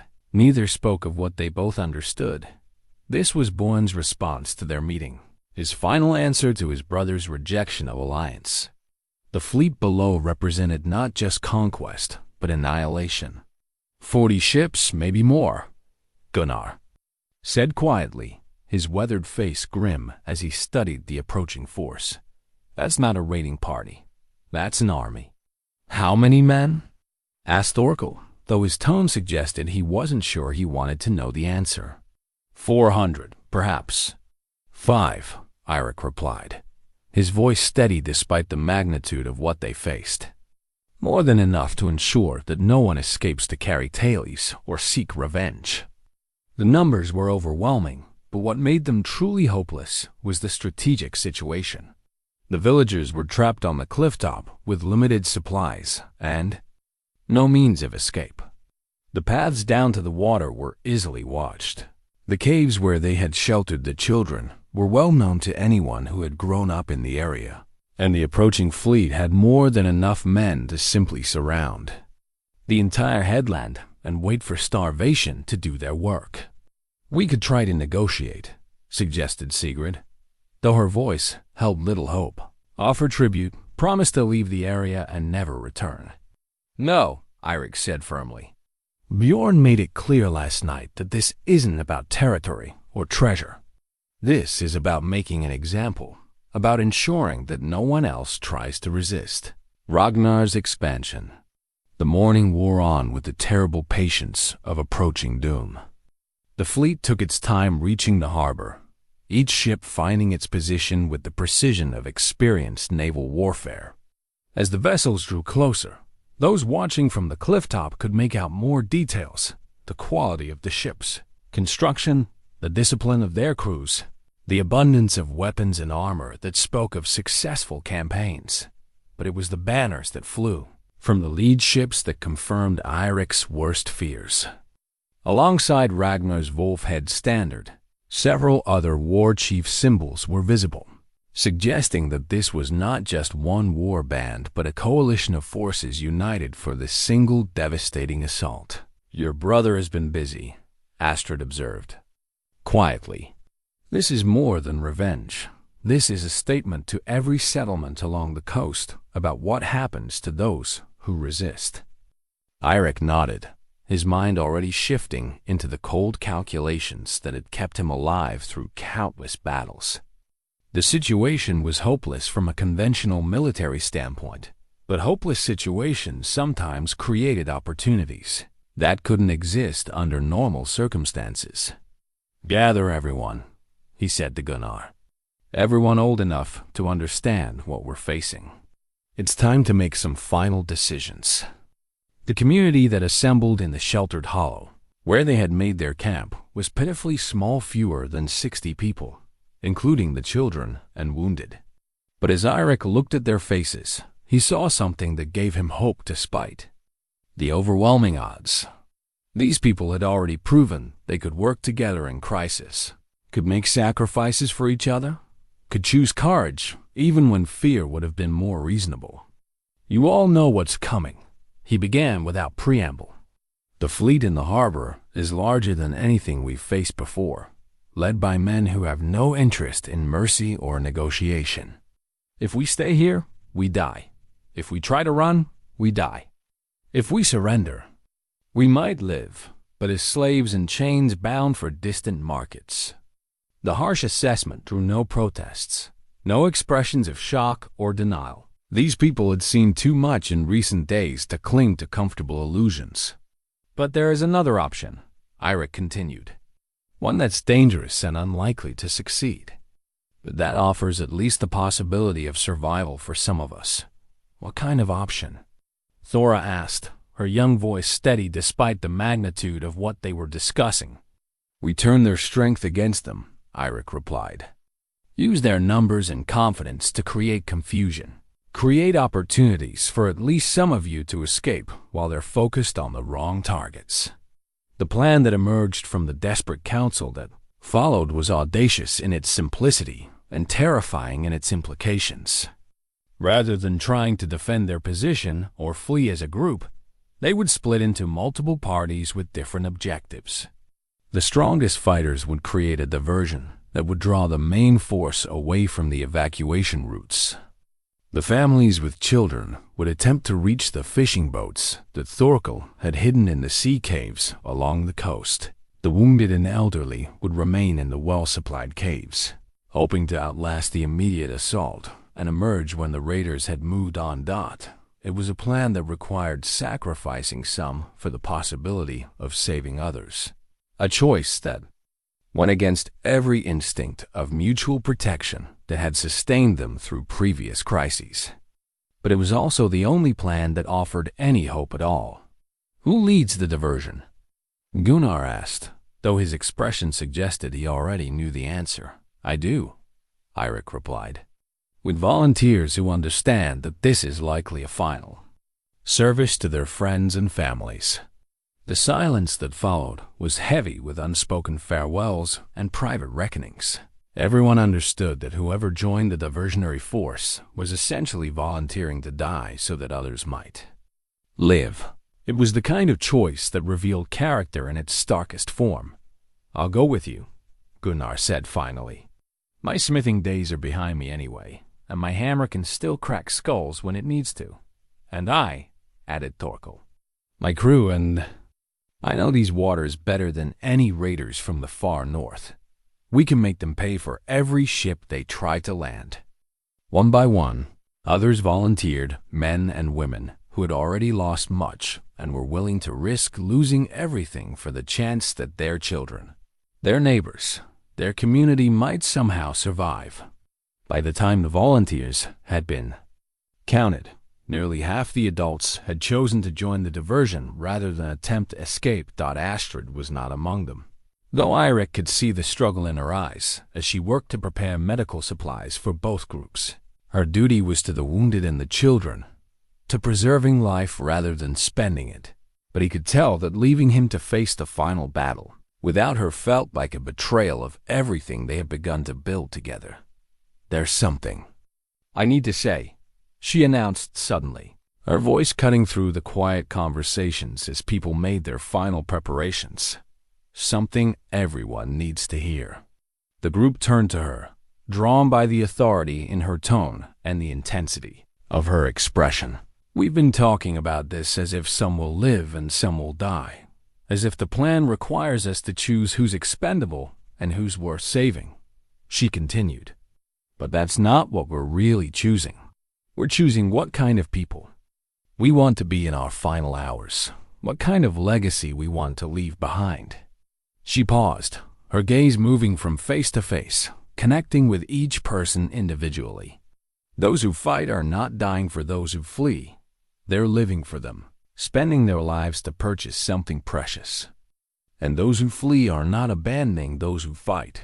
They're carrying forward everything we've built together. Everything we've learned about living with honor and caring for each other." The words transformed the atmosphere of the gathering, replacing the grim resignation that had been settling over them with something that might have been called hope.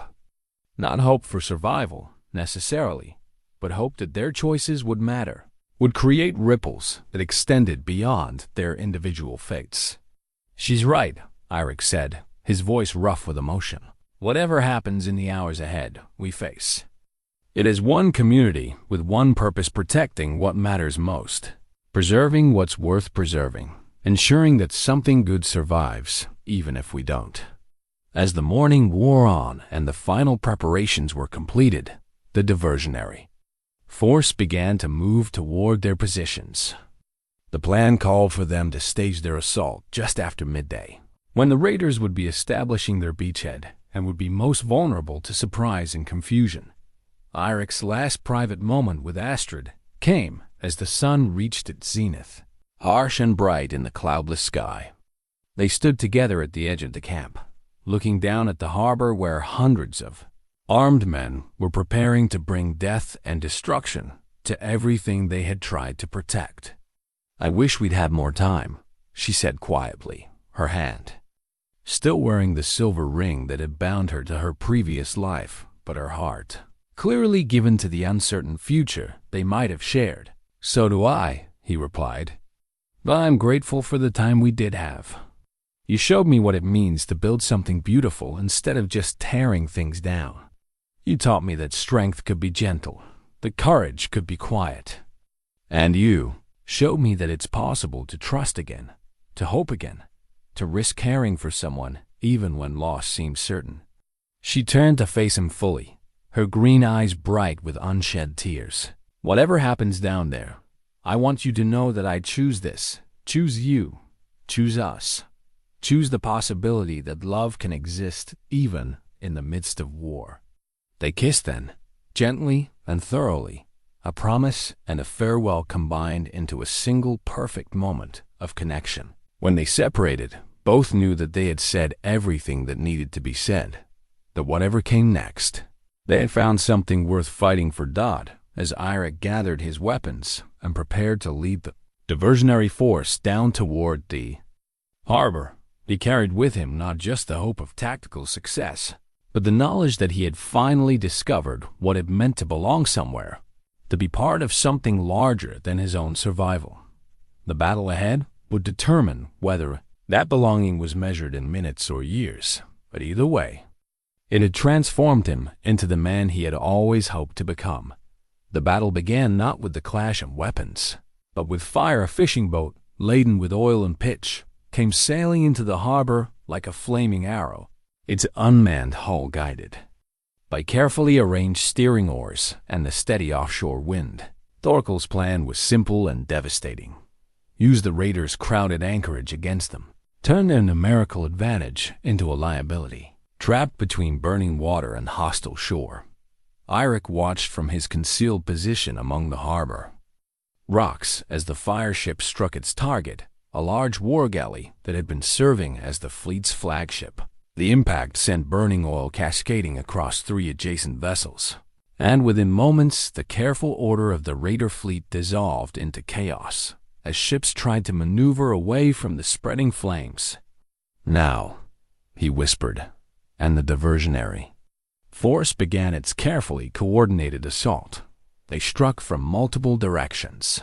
Simultaneously, Gunnar's group attacking the main landing party that had been establishing a beachhead. Thorkel's remaining crew using hidden ballista positions to rake the ships trying to escape the harbor fire.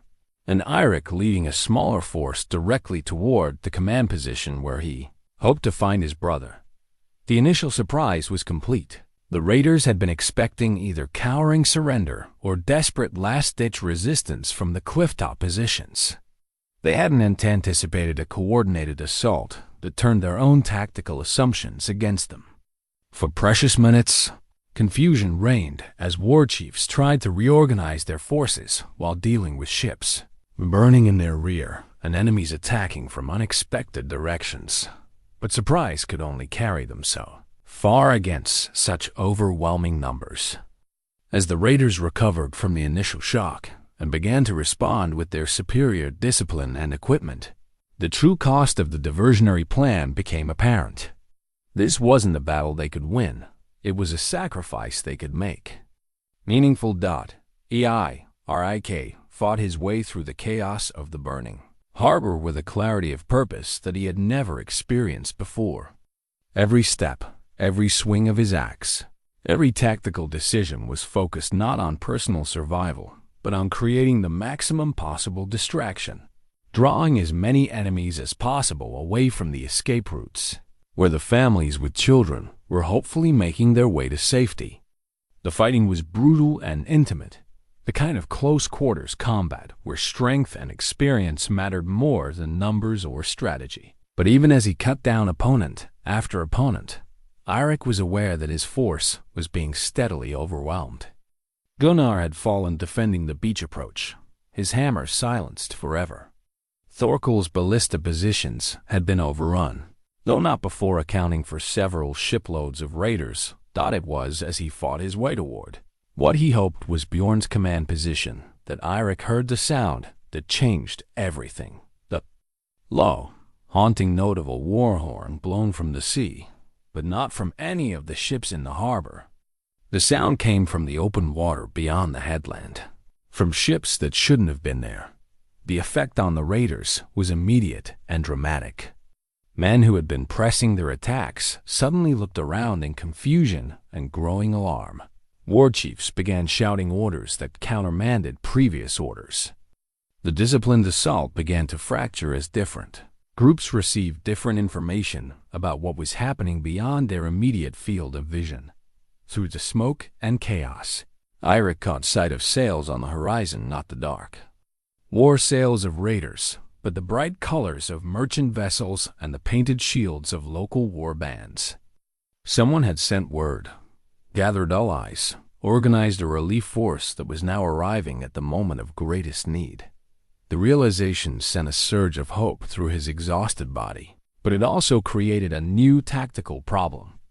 The relief force would need time to organize their landing and establish their own positions. The diversionary assault would need to continue, drawing pressure away from the new arrivals until they could effectively join the battle. "Hold fast!" Eirik shouted to his remaining fighters, though he wasn't sure how many were still alive to hear him. "Help is coming, but we need to keep them busy." The next minutes were a blur of desperate combat as his dwindling force tried to maintain pressure on enemies who were now fighting with the fury of men who realized they might have walked into a trap. The raiders were professional warriors, and they adapted quickly to changing circumstances. But the psychological impact of the relief force's arrival had disrupted their confidence and coordination. It was during this confused melee that Eirik finally found himself face to face with his brother.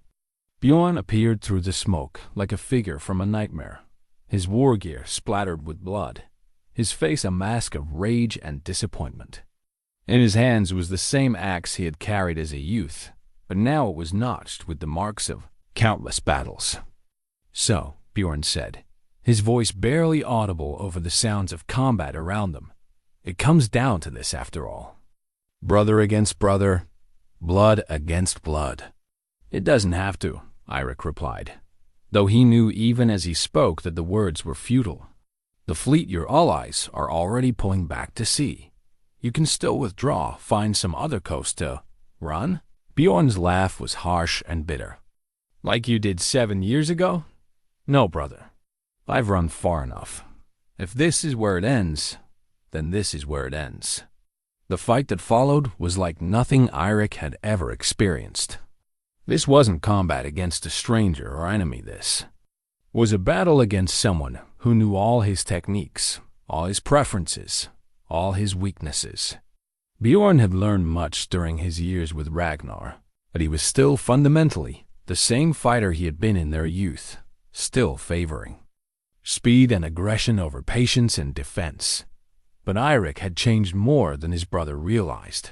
The years of exile, the lessons learned in foreign lands, the wisdom gained through protecting others rather than conquering them, all of it had transformed not just his philosophy, but his fighting style. Where once he would have met Bjorn's aggression with overwhelming force, now he used deflection and redirection, turning his brother's strength against itself. The end came suddenly and sadly. Bjorn, frustrated by his inability to land a decisive blow, overextended himself in a wild swing that left him momentarily off balance. Eirik could have killed him then. His axe was positioned perfectly for a blow that would have ended the fight, and his brother's life simultaneously. Instead, he chose mercy. His strike landed with the flat of his axe blade rather than the edge, a blow calculated to stun rather than slay. Bjorn crumpled to the rocky ground, alive but unconscious, his weapon spinning away into the chaos of the ongoing battle. The moment of victory was brief. As Eirik knelt beside his fallen brother, checking to ensure that his pulse was strong and steady, a crossbow bolt meant for him took one of his remaining fighters in the chest. The young man, barely more than a boy, really had thrown himself into the path of the missile without hesitation, spending his life to protect someone he had learned to respect and trust. The sight of such sacrifice, following so closely on his confrontation with Bjorn, crystallized something in Eirik's understanding. This was what the choice between different kinds of strength really meant. Not abstract philosophical positions, but real decisions about who lived and who died, about what was worth preserving and what price was acceptable to pay for preservation. As the relief force finally established their beachhead and began to turn the tide of battle, Eirik found himself thinking not about victory or defeat, but about the communities that survived such conflicts and the bonds that held them together. The physical village of Bjornvik was gone. But the people who had made it special were still alive, most of them, anyway, and they would carry forward the lessons learned in fire and blood. The battle continued for another hour, but its outcome was no longer in doubt. Caught between Eirik's diversionary force and the fresh troops of the relief expedition, the raiders found themselves fighting a two-front battle they couldn't win. Some died where they stood, choosing a warrior's death over the shame of surrender. Others threw down their weapons and begged for mercy, hoping to live long enough to find some other war chief to follow. Bjorn chose neither option. When he regained consciousness to find himself surrounded by enemies and abandoned by his fleeing allies, he simply sat quietly among the harbor rocks, watching his brother tend the wounded with the same care he showed to friend and foe alike. "You always were too soft," he said when Eirik finally approached him. "Even as children, you couldn't bear to see anything suffer unnecessarily." "I used to think that was weakness," Eirik replied, kneeling beside his brother to examine the bruise where his axe blow had landed. "Now, I think it might be the only strength that really matters. And what happens to me now? Trial? Execution? A lifetime in chains?" Eirik was quiet for a long moment, considering options that all seemed inadequate to the complexity of what lay between them. Finally, he spoke the only truth that seemed to matter. "That depends," he said, "on whether there's anything left of my brother in there, or whether Ragnar's war chief is all that remains." The answer to that question would determine not just Bjorn's fate, but the kind of future that might be possible for all the survivors of the morning's violence. As the smoke began to clear and the accounting of the dead began, both brothers understood that they had reached the end of one story and the beginning of another one that would require new definitions of strength, new understandings of loyalty, and new answers to the eternal question of how human beings could live together without destroying each other. Spring came early the following year, melting the snow from the mountains and filling the fjords with the rush of free water seeking the sea. From where she stood in the doorway of their new home, Astrid could see the fishing boats returning with their morning catch, their sails bright against the blue-green water that had once reflected the smoke of burning villages. The settlement they had built to replace Bjornvik was different from what had come before, not just in its physical layout, but in its purpose and character. Where the old village had grown organically over generations, shaped by tradition and accident, this new community had been designed by people who understood the cost of peace and the price of belonging. "The morning glory is blooming early this year," she reported to Eirik as he approached carrying freshly cut timber for the new workshop. The same hands that had once wielded weapons now crafted furniture and tools, their strength redirected toward creation rather than destruction. He set down his burden and joined her in the doorway, his arms settling naturally around her shoulders as they looked out over what they had accomplished together. The new settlement bore little physical resemblance to the village that had been destroyed, but it carried the same spirit of mutual care and shared purpose that had made the original community worth defending. "Magnus thinks he's ready to try his hand at boat building," Eirik said, nodding toward where the boy, now recovered from his illness and grown taller over the winter months, was working alongside Thorkel to repair a fishing net. "He's got steady hands and a good eye for detail." "And Thora wants to expand the herb garden," Astrid replied with a smile. "Yesterday, she spent 2 hours asking me about companion planting, taking notes like a scholar preparing for examination. She make a fine healer, if that's the path she chooses, or a fine leader of any kind. She has the gift of inspiring people to do their best, but more importantly, she understands that true leadership means serving others first." They stood in comfortable silence for a moment, watching the daily rhythms of their community unfold like a carefully orchestrated dance. Children played games that taught cooperation as much as competition. Adults pursued their trades with the satisfaction that came from contributing to something larger than individual profit. Elderly residents shared their wisdom through stories and guidance, while younger people provided the energy and innovation that kept the community growing. Near the harbor, they could see the memorial stone they had erected for those lost in. The battle is not a monument to victory, but a reminder of the price paid for the peace they now enjoyed. Fresh flowers appeared there regularly, placed by hands that remembered friends and family members who would never see this new beginning. "I've been thinking about your brother's letter," Astrid said, referring to the message that had arrived the previous week from the settlement where Born was working to rebuild his life. The process of redemption was slow and uncertain, but his latest report suggested genuine progress in learning to live without violence as his primary tool for solving problems. "He says he's been teaching the children there about woodworking," Eirik replied. "Claims he finds peace in creating things that will outlast him. Do you believe him?" It was a question that had no easy answer. Trust, once shattered, could be rebuilt, but it required time and consistent demonstration of change. Bjorn's letters spoke of remorse and transformation. The words were easier than actions, and old patterns of behavior died hard. "I believe he's trying," Eirik said finally. "Whether he succeeds in becoming someone different from the man who led those raids, that remains to be seen. But the effort itself gives me hope." A commotion from the direction of the great hall drew their attention. The morning assembly was beginning, where community members gathered to discuss the day's work, share news, and address any concerns that had arisen. It was a tradition they had established early in the settlement's development, a way of ensuring that everyone had a voice in decisions that affected their shared life. "Shall we?" Astrid asked, and together they walked toward the gathering. The assembly that morning dealt with practical matters, plans for expanding the harbor to accommodate more fishing boats, discussions about establishing formal trade agreements with neighboring settlements, and debates about how best to educate the growing number of children in the community. But underlying all these conversations was something deeper: the growing confidence of a people who had learned they could govern themselves wisely and well. "I have an announcement," Thora said when the formal business had concluded.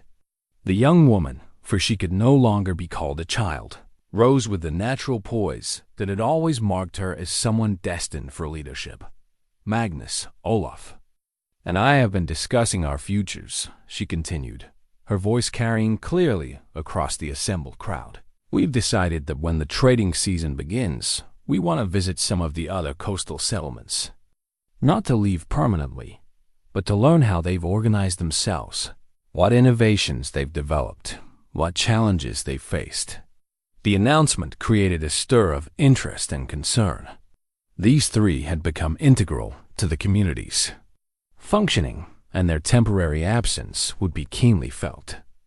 But there was also pride in their initiative, recognition that they had grown into young adults capable of making thoughtful decisions about their own development. "It's a wise plan," Eirik said when the discussion had run its course. "Learning from other communities will make you better contributors to this one, but you'll be missed while you're gone." "We'll be back," Magnus said with quiet conviction. "This is our home, but we want to be the best possible citizens of it, and that means understanding how other people have solved problems we might face someday." As the assembly dispersed and people returned to their daily work, Astrid and Eirik found themselves walking toward the small cemetery where the village's dead were buried. It was a peaceful place, marked by simple stones and plantings that spoke of remembrance without ostentation. They stopped before a particular grave, that of Gunnar the Smith, who had died defending the harbor during that terrible battle. His marker bore no heroic inscription, just his name and the words, "He built more than he destroyed," which somehow seemed to encompass everything that mattered about a life well lived. "Do you think he would approve of what we've built here?" Astrid asked. "I think he would appreciate that we learn from the cost he paid," Eirik replied. "That we used his sacrifice to create something worthy of preservation." The afternoon brought its own rhythms, the sound of hammers from the workshop where furniture was being crafted for a young couple preparing to marry. The laughter of children learning to swim in the protected cove, the quiet conversations of elderly residents sharing memories and wisdom on benches placed to catch the afternoon sun as evening approached. Eirik and Astrid returned to their own home, where a simple meal awaited and the day's work could be set aside in favor of quieter pleasures. They had learned to treasure these peaceful moments, understanding how rare and precious they were in a world that often seemed determined to tear apart anything beautiful or harmonious. "I've been thinking about promises," Astrid said as they sat together watching the sunset paint the sky in shades of gold and crimson. "About the vow you made when we first met, about giving sons and finding a home." "It seems like a lifetime ago," Eirik replied, "though I suppose in many ways we're both different people now than we were then. The promise has been kept, though perhaps not in the way either of us expected." She gestured toward the community visible through their window, toward the children who called them mother and father, though they shared no blood, toward the families who had found safety and belonging in the settlement they had helped establish. "Sons and daughters both," Eirik agreed. "And not just the children, but everyone who has found family here among people who were once strangers. And home?"